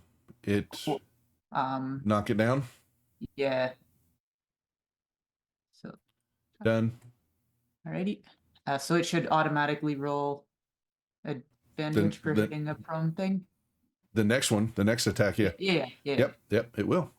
Awesome. Cool. There you go. Alrighty, and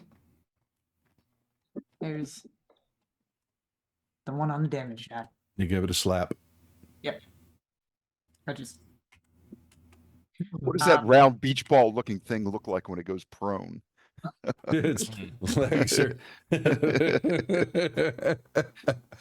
I was trying to make sure that it didn't have it was immune to that, or but it doesn't now. So that's my turn. Okay. The alpha is in front of Charity. I moved away from it. Oh, that's right, you did, and it can't. It's blinded.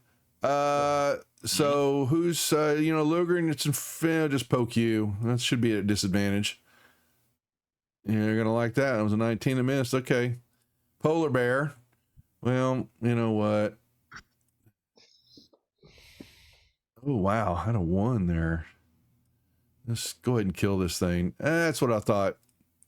All right, and then it moves up, kind of comes up to Damus, and it will claw the other one. And just kind of grab it. Yeah, kind of grabs it and kind of slams it. Does the Hulk Loco and Avengers goes wham, wham, wham, wham, wham. And then just and kills it.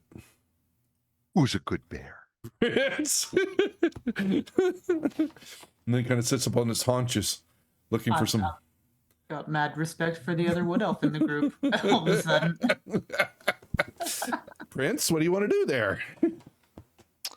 All right, so there's only one left, right? It's the shaman's left. The Yeah. shaman. All right, this would be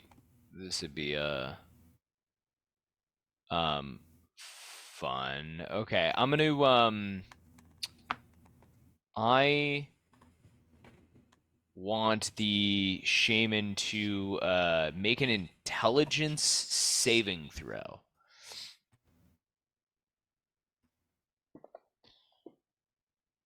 $13. That I believe is a failure. What's my DC? What are you doing? I'm using Phantasmal Force. The spell. Oh, you could have done it. Yeah, okay. Yeah, so let's see. Crafted Illusion, your save on that is a 14, or his save against the 14. On the fail save, you create a crowdful object, choice no larger than 10 foot in a cube, only by the target. What do you want it to do? So I'm gonna make it a I'm gonna make this a giant mailman. This is a very, very large, like I imagine that it sees the hyena statue like stand up and it puts on a little hat and has like a satchel with mail, and it's huge and kind of coming towards it, maybe with a spray bottle, terrifying the rock shaman. And I think that I can, if I put it close to it, I can make it hurt them if they believe it, causing psychic damage. You can do that. Yeah, the target can use its action, blah, blah, blah. Oh, yeah, but they're so convinced of the realness of it. Yeah. Sorry, I'm just looking for the damage part of it. It says 1d6 of psychic damage, so you just Okay. roll a d6. Oh, great. Okay, perfect. I'll give it to it. Thank you. Now we're gonna move this off the map. Just roll a d6. Yeah. There you Cool. go. Okay. Little spray bottle. Yeah, you spray bottle. It is anything else while you're doing that. So this big, it sees this thing stand up. You actually you don't understand, but you all see this statue get up and do this transformation like Prince is doing, but it doesn't really have a mailbox. It does, but there's not really a mailman. And I'm not sure if in Greyhawk and all that is there. Maybe they do mail somehow, some way. I'm sure there's how they deliver letters. There's a satchel or spray bottle, but y'all all kind of do see this in y'all's minds. This statue kind of get up, and it's just in horror. The Knoll shaman is Lugren. What do you do? So the Knoll shaman didn't get a chance to do anything. He is in morbid fear for some reason, because this statue that was just in its head. You've actually all seen this thing actually get up and move to the shaman. It's huge, and it stood up and it grew and it grew. I walk up to the remaining Knoll and I say, "Shaman, you." Oh I my like you. goodness. It would be a critical to do this. Okay. And you know what I got to do now, right? Just the go emotional over damage and on click top of that. Just do it. Divine Yeah. Just Smite, do this. Little damage. Okay. This is beautiful. Actually, way to Holy go. moly. So this is what happens. I love the way you ended this. Yeah. So you're bringing your sword and bam, and the power, your divine power hits the shaman. Well, the illusion of the statue disappears, and Lugren, you guessed to what you said. What's standing before you now is Yinagadu, however, yeah. Basically, all of you step back somewhat, because this is the fiend, the Knoll fiend himself, standing there. And you've killed him, but he grabs the essence of this shaman, the Knoll, and pulls him up and is looking at him. And you can basically hear, even though there's not really words being said, that you have failed to bring honor to the tribe and to what I have done here. You shall, spend your eternity, in my gullet, and, rotting away. Ouch. And you basically see him, swallow the shaman before you. And he then turns and he's looking at y'all sitting there, and you're Prince, you're all in all, you're three retinues, but go, F this. I'm not, screw this. I'm done messing with this. We're leaving and all that. And they try to move past the Yinagadu, and he stomps on them. Yeah, well, that was their fault. Yeah. Like, why? Yeah, they said they're Guys, done with this. what are you and doing? steps on him, and he kind of, lets out a little gruff bark and disappears. Poof. That was the weirdest mailman I've ever seen. What was down the pit? Was that just like where they throw bones? We're done. But what happens is, as y'all are sitting there and gathering up and going to start making your way out because you have taken out the knoll here, noises begin to form in the pit. As though you hear like bones creaking and clicking and noises. Something was forming down there. And then when he popped, kind of disappeared, it all fell apart. There was something bonding and forming in there. A bone horror. You guys were gonna get hit pretty hard with something that was forming there. But we're at the end of our show because it's late. We're gonna hold there. They did well. Nicely done. Congratulations, group. All right. Nicely done. We want to thank everybody. So before I say goodnight to everybody, we have a couple of giveaways to do. Let's do those real quick.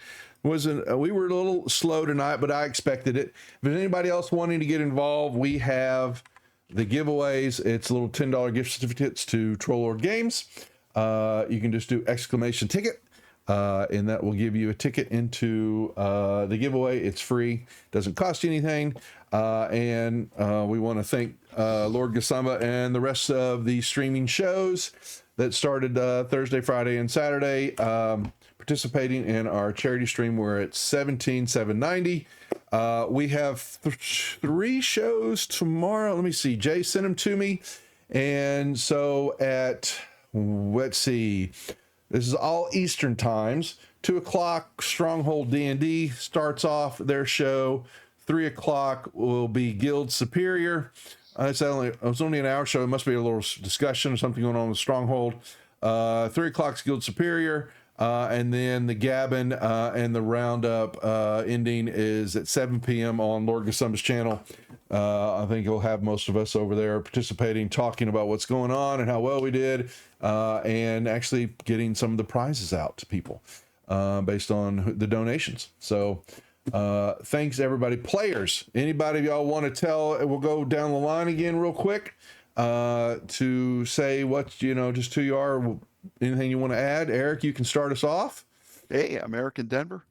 Duff, thanks for hosting this. Always good to do something for the kids. I look forward to getting together with these good people sometime in the future. We're a pretty formidable team. Very nice. Nick? Hey, Nick Jordan. Thank you, everyone. This was very fun.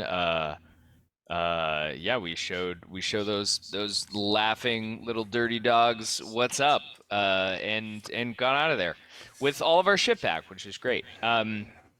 I have a couple things in the works right now. You can go on YouTube from Alter and stream The Night Nurse, which is a holiday horror film I'm in. Yeah, thank you, Duff. It was very fun to play again in a very different place, cave as opposed to Eldritch horror space, but very fun. That's right. Great working with y'all. That's good. All right, Weasel. Hey, I am Weasel, self-proclaimed everyone's favorite imaginary friend ever since I was informed that Canada is not real. I don't stream, but I do play in a game on Monday nights over at Goblets and Warlocks, where I am Fane, the orc runt warlock, who is basically the group's feral pet. Yeah. Okay. Mediocrities? My name is Damian Ryder. This was a lot of fun. If anyone's looking for a player for a streaming game or just a game online, please feel free to reach out. And I'm on this name on Facebook, and Google says I'm the only one with this name. So. Very nice. Yes, thank you, all of you, for playing and putting up with me. A simple little scenario. Enjoyed putting it together and getting it in finished grounds and running for you, and a few twists and turns there to bring the Fiend in, since that's what our theme was for the charity event, were the Fiends of the Greyhawk. Yeah, being a part of the stream, we did quite well. I knew we were slower than normal because I haven't been streaming for a while and need to build things back up. but Jay still let me in. And we'll get everything squared away for tomorrow, and then we're back on the clock to get stuff ready for Founders and Legends and Gary Con in March. And I've got my plate full with that. We'll be out there for almost 10 days dealing with all that, having some fun. Other than that, I think we'll end it there. I drew the winners. I'll reach out to them. It was, who was he? Let's see. It was Asher the Bear, and a Wheelie Cute Gamer. So we will reach out to them for the gift certificates. That's all I've got. We'll be back tomorrow. Stronghold D&D on their Twitch channel. It looks like 2:00. And then from there, they'll raid over to Guild Superior and then over to Jay's channel to cap off the streaming mega extravaganza. So with that being said, take care, everybody. Thank you all for watching. Once again, to the players for participating. We'll see y'all next time. Bye-bye. Oh, son of a gun. You thought I was going to say son of a bitch, didn't you?